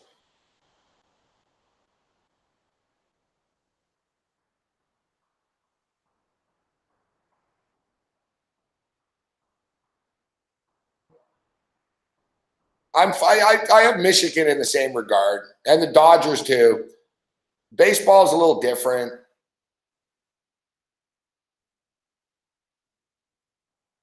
Baseball's a little different, but I get mad about the Dodgers ineptness.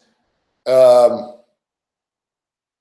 I'm into Michigan football and basketball as well. But to be honest, as I get older, it's different.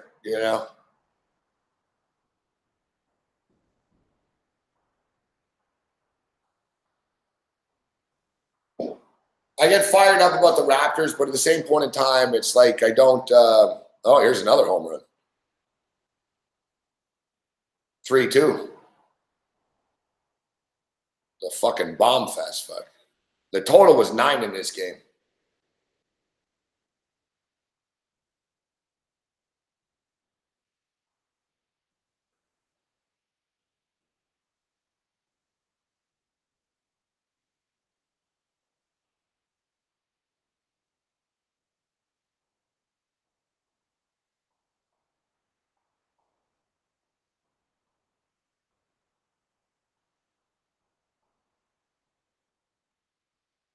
Man, Expedia is working me hard.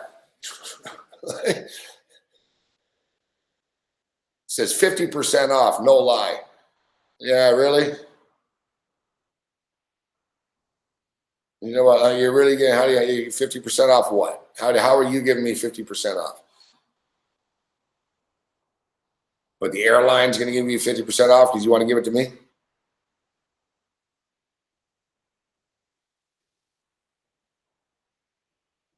Yeah, no, it's like it's like talking about how about that Andre Iguodala shot last night? Don't spoil it for me. I have it on DVR.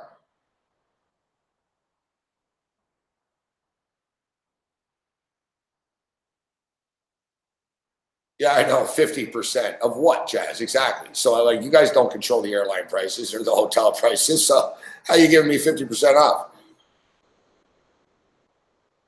You're so full of shit with that stuff. I know, man. I get a million emails about that. Oh, we got a great deal. Click here. It's like it's no different than your other deals. Like, I'm saving $9.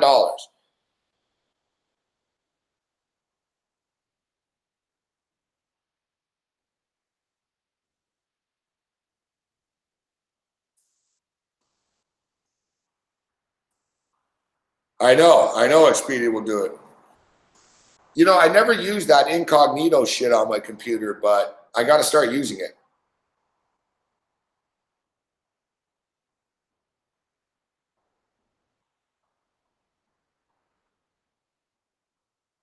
The incognito stuff, I guess, works. Like you're not in the browser.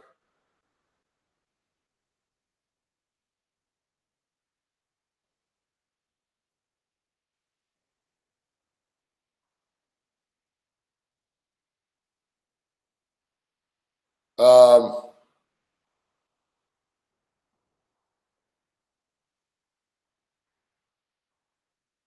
I talked about crooked referees from Philadelphia today, and I brought up Tim Donnie. He was from Philadelphia, and Paul Bovey knows Tim Donnie, so I brought it up. I said, Paul, you know Tim Donnie, yeah, whatever. Fucking Tim Donnie, he watched the segment. Folks. Paul's like, hey, it was Morency that said you were part of the cartel. I just fucking Paul was on Facebook. I sent it to fucking Tim Donnie and Paul Bovey. I said I'd rather have Tim reffing than Ed Malloy.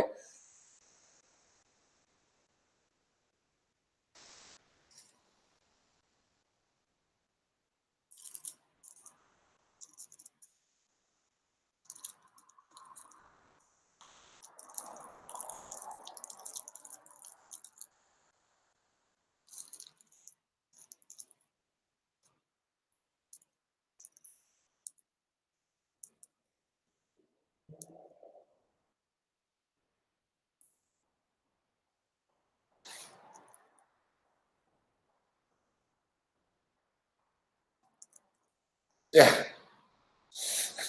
I'm doing the show today, and like, you know, Facebook alert, it pops up, says Tim Donaghy has commented on your post. I'm like, Tim Donaghy.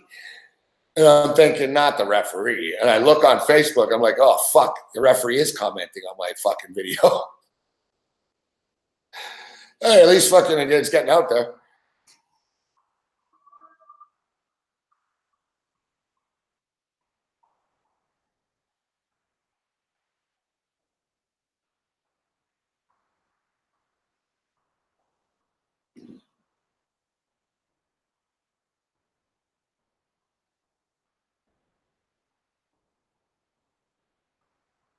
Yeah, exactly. Like, look, Lisa, you're as diehard as it gets.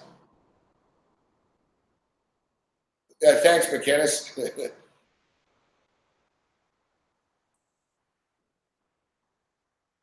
um,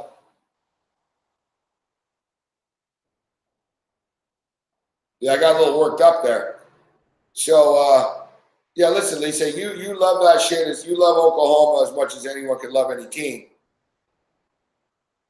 If for some reason, and you see every game, but let's just say for some reason, you know, you have to go somewhere, there's just something unavoidable, but you're in a car, or you know, you're somewhere not in front of a TV, but you have your phone. Are you going to not watch the game and say, "Don't tell me what happened," or you're going to look at your phone and say, "What's the score on the phone?" Or even watch it on your phone. You can watch it on your phone nowadays, but like it happens to me all the time, man. Like I do the Sunday shows, I miss fucking half the Bill games all the time. Not all the time, you know what I mean? Like I'm on the road, I'm leaving. I just go to the phone after. I'm not like, oh, don't tell me what happened. Like I go to the phone and I watch the play-by-play and the drive on the fucking phone, and yeah.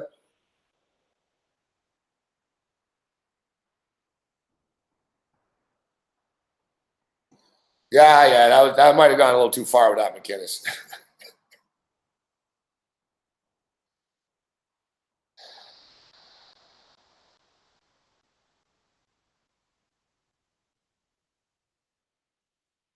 Yeah, you know, we went a little hardcore on that one.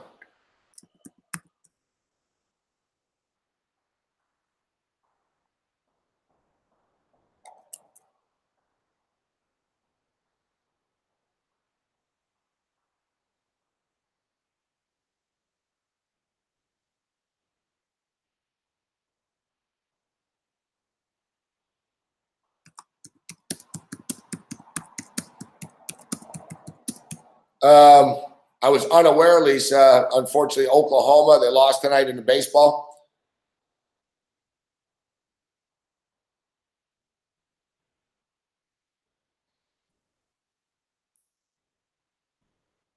Man, I never understand this college baseball. Same with like the women's college World Series. Like, fuck, this shit's been going on for months, it seems.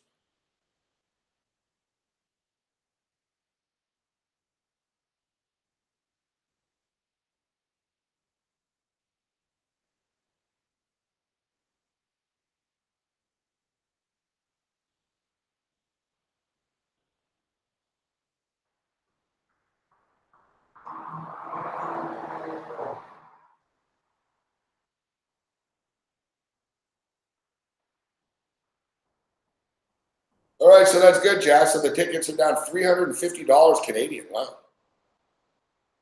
save a little money. That helps.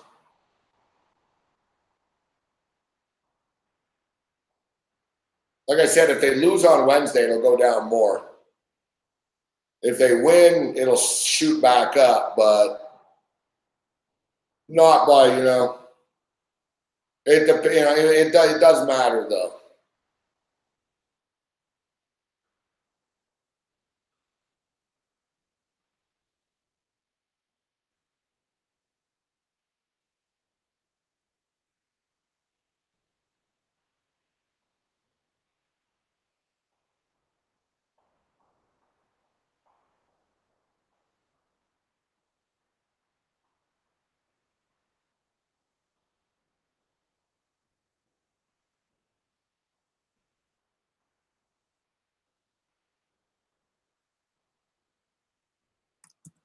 I think we pretty much got to about everything tonight. The fake Jeopardy, the Jeopardy outrage.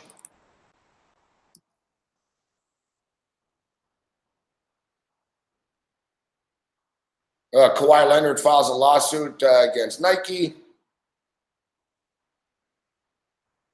Ric Flair says an agent stole money from him. Roger Goodell says the NFL can shorten the NFL preseason, but they're not going to.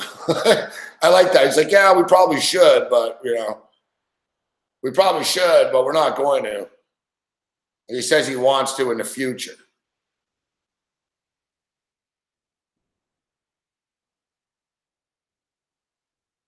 And in the real world, this is what fucking happens, man, when people do this stupid smart home shit. Smart homes. So I don't know if you guys saw this. I don't know, man. It was crazy. I went to that. I don't know if you saw my fucking Periscope video yesterday. I did a few of them, but I went to the FanDuel Sportsbook to bet the Raptors game, and it was hot 97 Jam Fest last night at the Meadowlands. I didn't know. I did not know. If I would have known, I would have just got Jazz to put more in online. Fuck, I wouldn't have gone. Like, it took me like an hour and a half, man. So I don't know if you guys saw the video. I essentially went to bet, and I was a little hungover. I wasn't that hungover, but I wasn't feeling great. I just wanted to get in and out of there, get back here to watch a basketball game. And about like 2 miles away from the stadium, man, there's like a lot of traffic and shit. It's New York, New Jersey, whatever. There's always traffic, but it was even, I could tell something was up. And I'm like, what the hell? And then it just isn't moving. And then I sort of started looking around, and I can tell by like, it wasn't like just normal traffic. Fuck. It hit me, man. Like, it was just a bunch of people with their windows down, cranking fucking music and shit. And it hit me. I was like, oh shit. It's that fucking show at the Meadowlands. I was like, oh. And that's when the Uber driver realized. He's like, oh shit, it's fucking Jam Fest. And it was too late. We were stuck. There was no way around. We were stuck in the traffic and shit. So yeah, instead of just going to fucking like get into FanDuel, and the way it is there, you can't get in. It sucks. It is what it is. But when there's events, you can't get into the racetrack. It's fucking hard. It's open, but it's hard to get in. And so yeah, fuck. Next thing I know, instead of placing a bet, I'm standing in a fucking parking lot of a Cardi B and Meek Mill concert. I had to fucking walk all the way around the track and shit. It took me forever, as you guys saw in the Periscope. I was all sweating and out of breath when I got to the sports book. Took me a while to get out of there as well.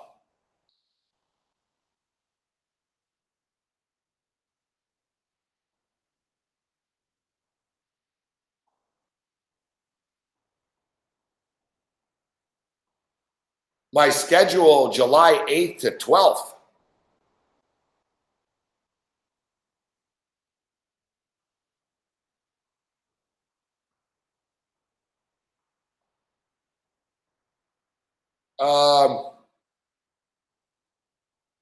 I'll be back in Toronto, I guess. Friday the 5th, Sunday the 6th, 7, 8. Yeah, I'll be back in New York that week. Kind of a weird week to come up, isn't it?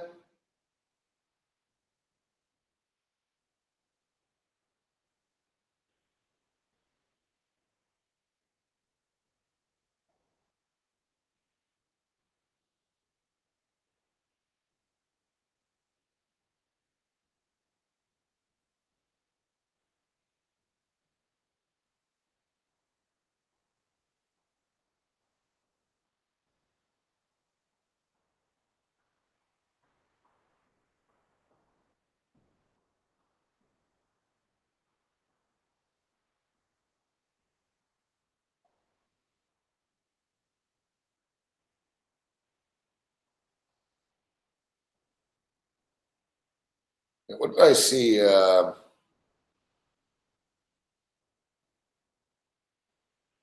Jay-Z becomes first billionaire rapper. And that was it, Jazz. You asked how come Jay-Z wasn't on that list. I think because Jay-Z's made his money like through like record company stuff. You know what I mean? It's not like from performing this year type thing.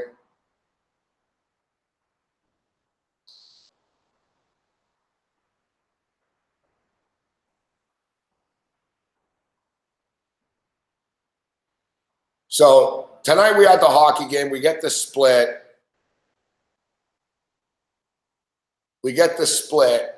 Except tomorrow night it'll be sort of the quieter night.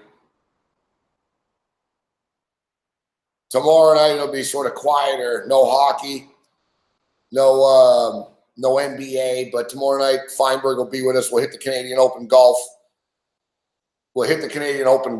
And we'll jump into the NBA tomorrow night. And then Wednesday night, of course, we'll do the show. I don't know. I probably won't go with the Michael's double cheese. The streak is done.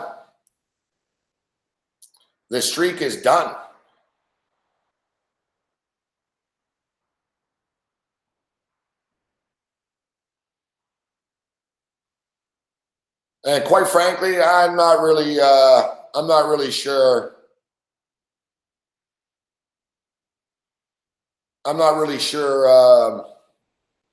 What I eat before the game has any impact on the game itself.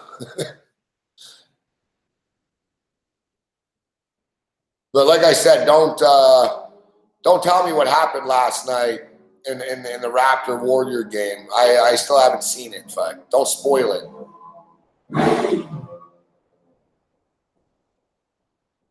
Like seriously, people are gonna bitch about who shot JR. What? It was his wife. I haven't seen that yet. It's like now, like even with fucking Avengers, like at what point can people talk about it? You know?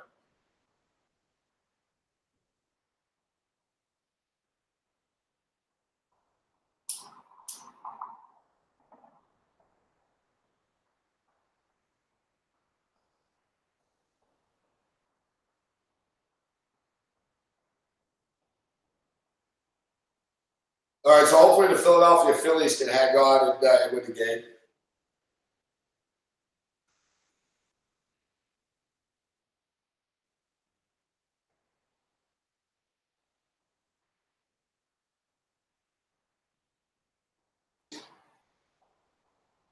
Last night wasn't a complete beatdown from a betting perspective, at least. Like, that's the only thing that saved my ass, really, that I wasn't like really irate. Because I had Kawhi Leonard, I had the Raptors first half, I had Van Fleet, and I got a pushback on the total. I don't know how the hell we didn't win the total in the second half and shit.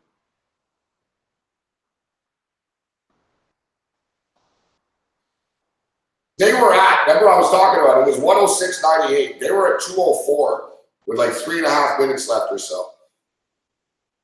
Like normally there would have been a shitload of points. Both teams were bricked in the last 3 minutes of the game.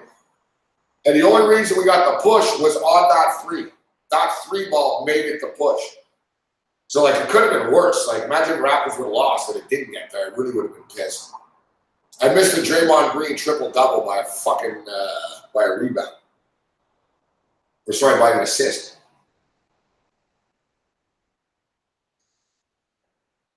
Or I think he had 17, 9, and 9.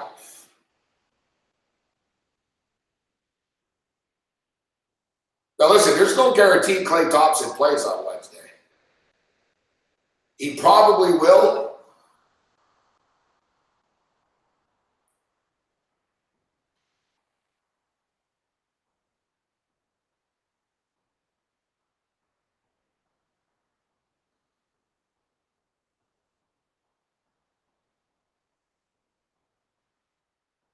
There's a lot of talk about whether Drake is going to go or not. And I don't care about the gossip part of it, about whether Drake goes to the game or not, but it's probably best he doesn't go, to be honest. Like, people call him out for being a pussy and shit because he didn't go to Milwaukee. And I doubt he's going to go to Oakland, but it's better if he doesn't. You know, it's not like the guy is like raging luck or anything like that. So You know, do we really need him going to fucking Oakland? You know what I'm saying? Drake didn't go to that game in Milwaukee and we won. I think the less games Drake is at, the better. Like, I got no beef, Drake. Don't go. Don't go. Don't worry about being called a pussy and shit. Just don't go.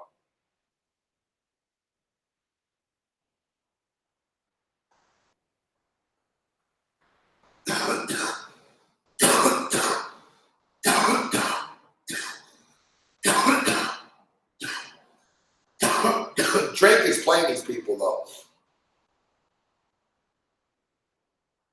It's like the super fan.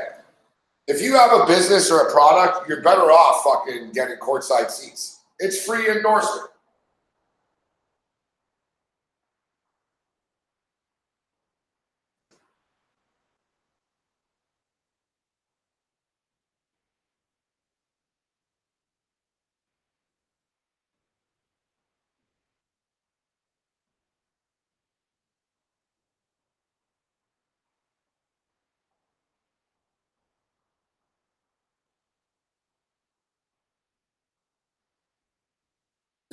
Like that guy now, the super fan. He sits courtside. He's a car dealer in Toronto.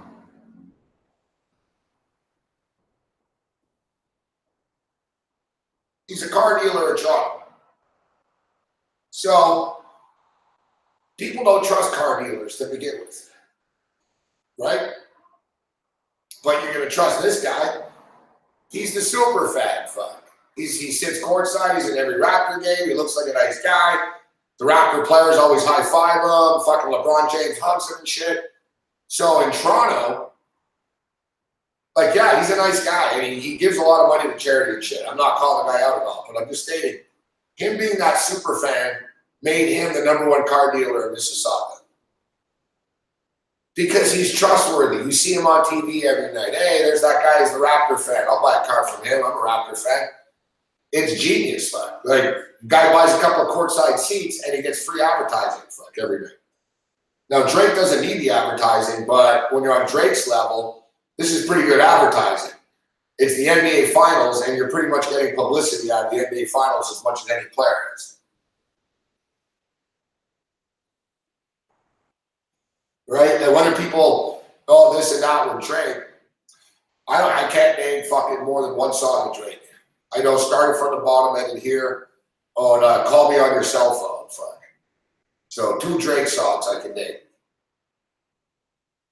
But evidently, there's people out there, and a lot of them, that can name a hell of a lot more than 2 Drake songs, right? So, you know, how many people are listening to Drake this week because they've seen Drake on TV all the fucking time and on TMZ all the time and shit because of the NBA Finals? And why? If Drake wasn't sitting courtside, none of this would happen. You know what I'm saying? If Drake is sitting in a fucking skybox, you know, like rich people do normally, he's not on the news every day. Hey, there's Drake in a skybox. Good for him. He's sitting courtside and shit every night. People talk about him every night because he's fucking on TV. Fuck. He's just sitting there in the screen all the time. Like, if I sat courtside at every New York Knicks game, people would say on TV, eventually, it'd be like, who's the fucking bald guy sitting courtside all the time? Fuck. Who's the bald guy standing up every night? How does he have the money to sit there? What does he do for a living? Who's he?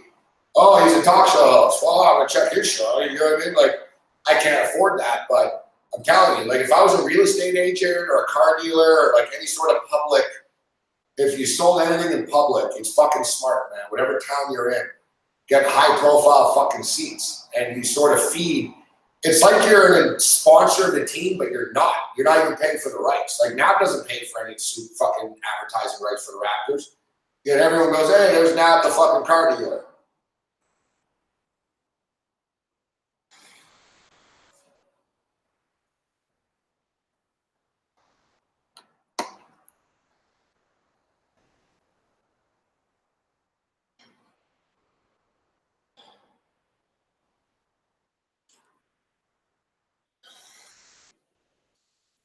Yeah, what's the song called? Cell Phone?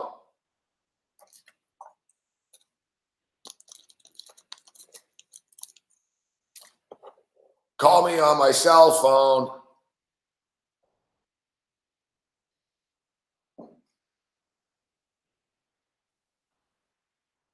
And I know the other one, like I said, started from the bottom, ended here.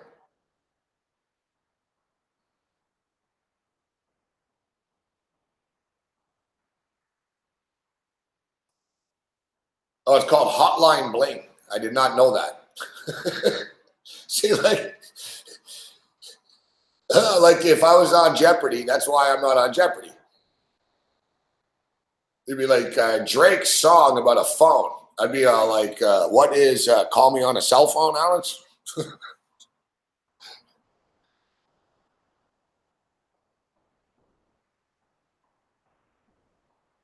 Yeah, Trump hates SNL now, but he didn't mind fucking going on SNL when he was running for president, did he? Exactly. Come on, Ro. You just spoiled it for us.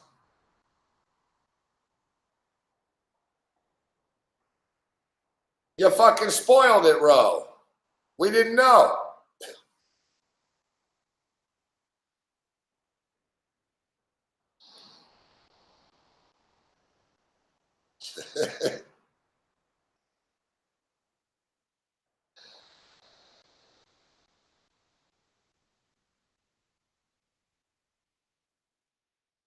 Come on, Ro. None of us were going to watch this shit. You just ruined Jeopardy for all of us.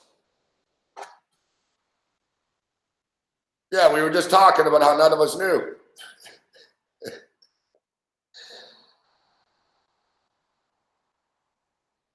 Nah, we're just busting your ball, Ro. We didn't talk about it, but yeah, we know he lost. Like,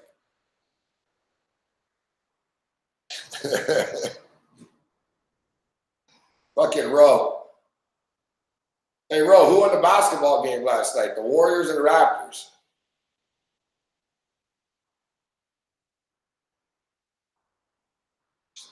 Ro's gonna come in. Hey, guys, Warriors tied the series last night. It's like, yeah, we fucking know. See, the Warriors. Thanks, Ro. I was being sarcastic. I'm aware the Warriors won, but we love you, Ro. You the man. Yeah, I know the Warriors won.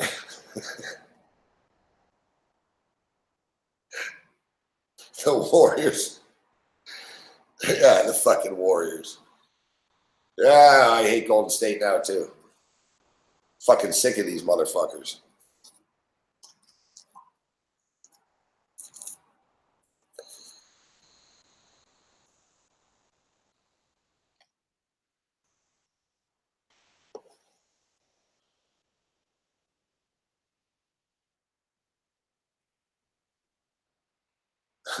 USA, dude.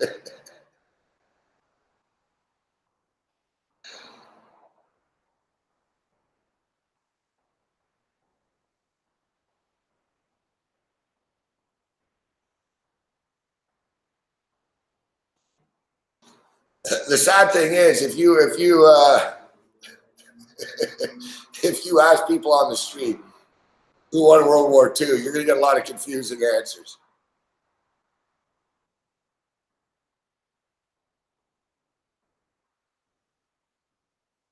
Are you kidding me? The game's tied now, of course. Like, yeah, well, you know Philly's gonna fucking lose. Philly's gonna screw us fuck tonight. You just fucking know it. All right, Klay Thompson, questionable.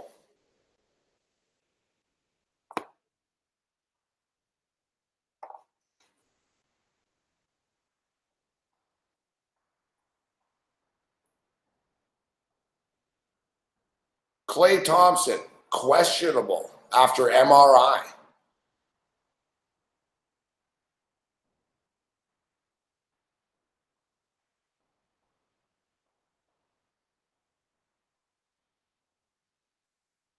The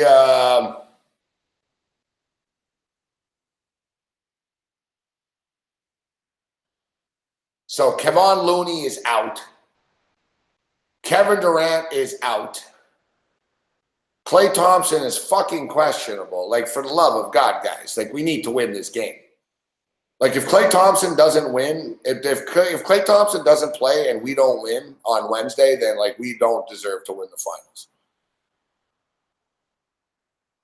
Like, if we can't beat, you know, listen, they're still good. They still have Curry, Draymond Green, and Boogie Cousins, and we're still on the road. But still, like, you know what I mean? We should be, you know, like, we can't ask for more than Durant and Thompson being out. Fuck.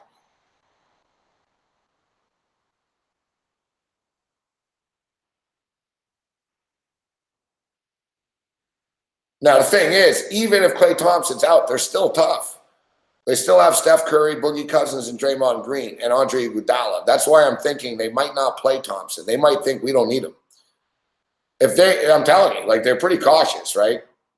They're confident, too. So Golden State's going to think, listen, we'd rather not play Klay Thompson for a game and have him back on Friday and know he's going to be good for the rest of the series than put him out here and get him hurt again and he could be out. So I can see Golden State playing it more safe as opposed to rushing them in. They're going to be confident thinking we're at home. We got Cousins playing well. We got fucking Draymond Green. We got Curry. We got Iguodala. We got Quinn Cook.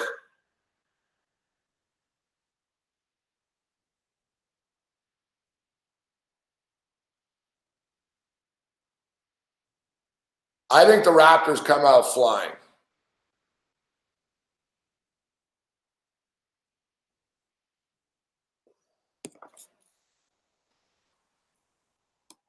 The Raptors aren't going to roll over. I'm not guaranteeing they're going to win the game, but remember game 1 against Milwaukee when they went on the road? They actually played well, and they fell apart with like 6-7 minutes left. I sort of see the same thing. I think the Raptors will play well out of the gate tomorrow. They'll be the ones sort of focused, dialed in again. Kawhi's going to have to get more aggressive, even more so. Just get to the line more. The thing is, if you notice the pattern, the Raptors generally lose when or they're better when Kawhi doesn't go off. There's a pattern, you know what I mean? When Kawhi scores 30-something points, a lot of other guys sort of tune out. And, like, the Raptors are at their best when everybody's shooting. But at the same point in time, like, it's getting serious now. And, you know, this is what Kawhi Leonard makes the big money for and the big hype is about. It's like, dude, you're going to have to step it up a bit. Like, last night, I know we finished with 30-something points there, but there were a couple of possessions down the end. Like I said, he kicked it out once. He forced a couple of shots. He was getting frustrated, but it is what it is. We're far from done.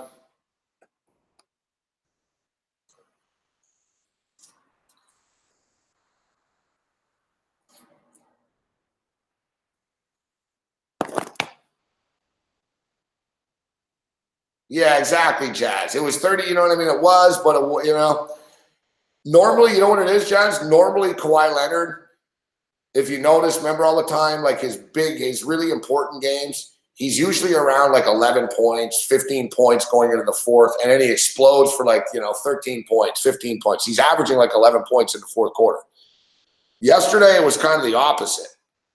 He scored 16 in the first. He scored fucking 8 in the third. He had 24 points already going into the third, and he only ended up with like 32, 33.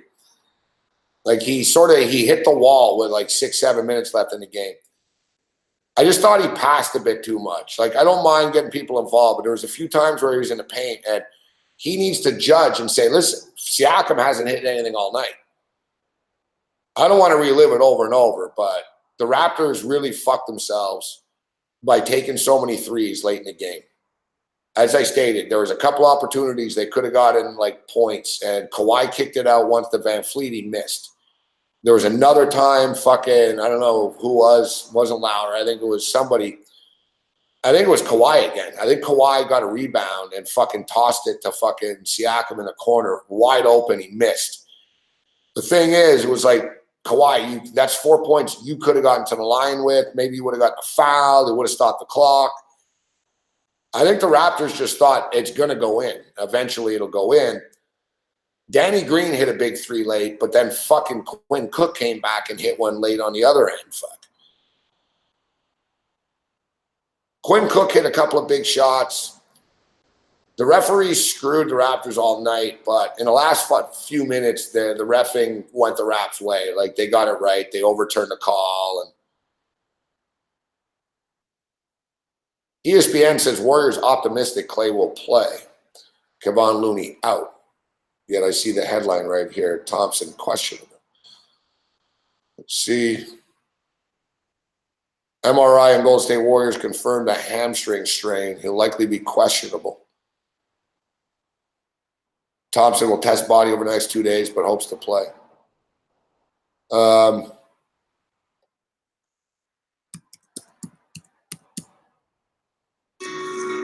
Brad was very young, he would come and wake us up with his gear already on.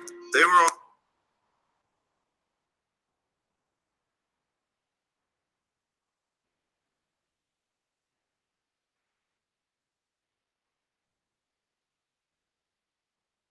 I'm looking for the football doctor here, Dr. Chow, who we had on the show. He's great. So now that he sees, now that they've announced what the injury is,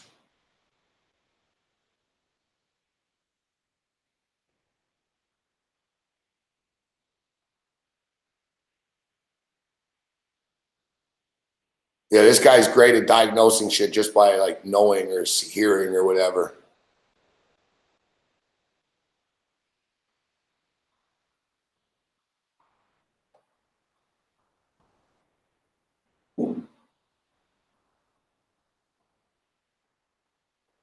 Listen, when Klay Thompson was out of the game,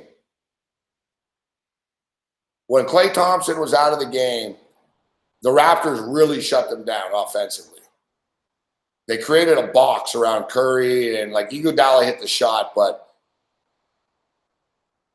even with Draymond and with Cousins, they'll have problems with the Raptors. Now it's sort of nullified because it's on the road, right?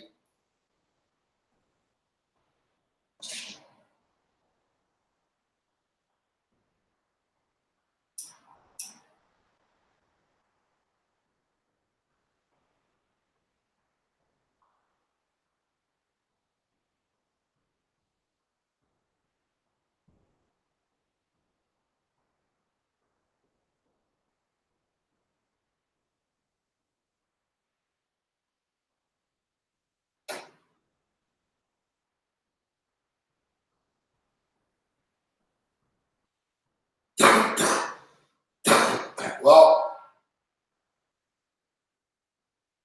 like I say, nothing great in life comes easy, right?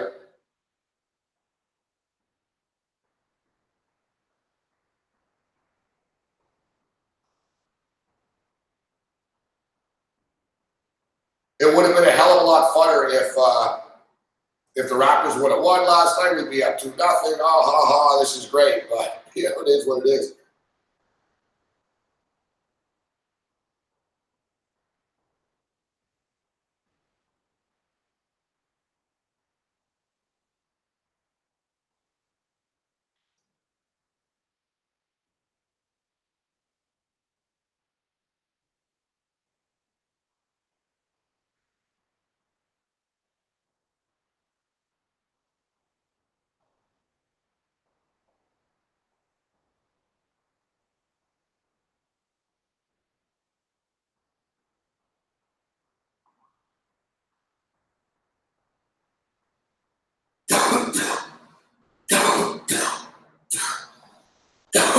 And if anything, we've saved a little on the ticket so far, but it will go back up depending on what happens.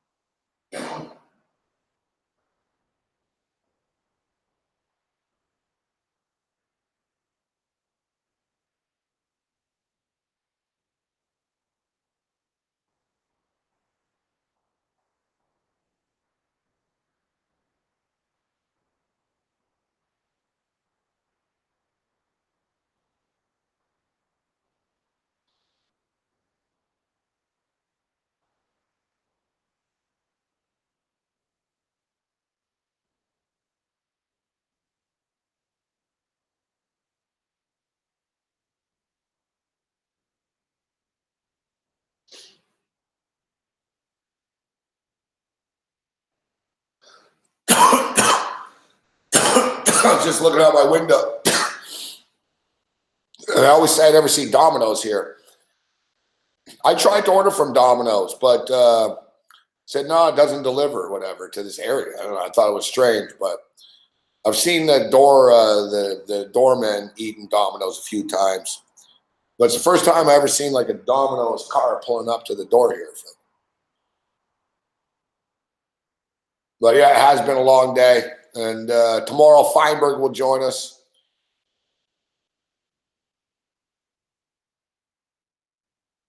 Feinberg will step up and in. We'll talk some Canadian Open golf. And we'll get into this NBA game for real tomorrow. We'll see you in the morning. I've got some online shopping to do, which I'm never a fan of, but trying to bite the bullet and pull the trigger on these fucking flights and stuff. So other than that, hopefully the Phillies can get this done, man. Dodgers hang on, hopefully, and the Phillies can win. I got a bad feeling about a Philly game, but whatever's going to happen is going to happen. Like my father used to say, it is, it was, and it's going to be. Other than that, you're on your own. Later.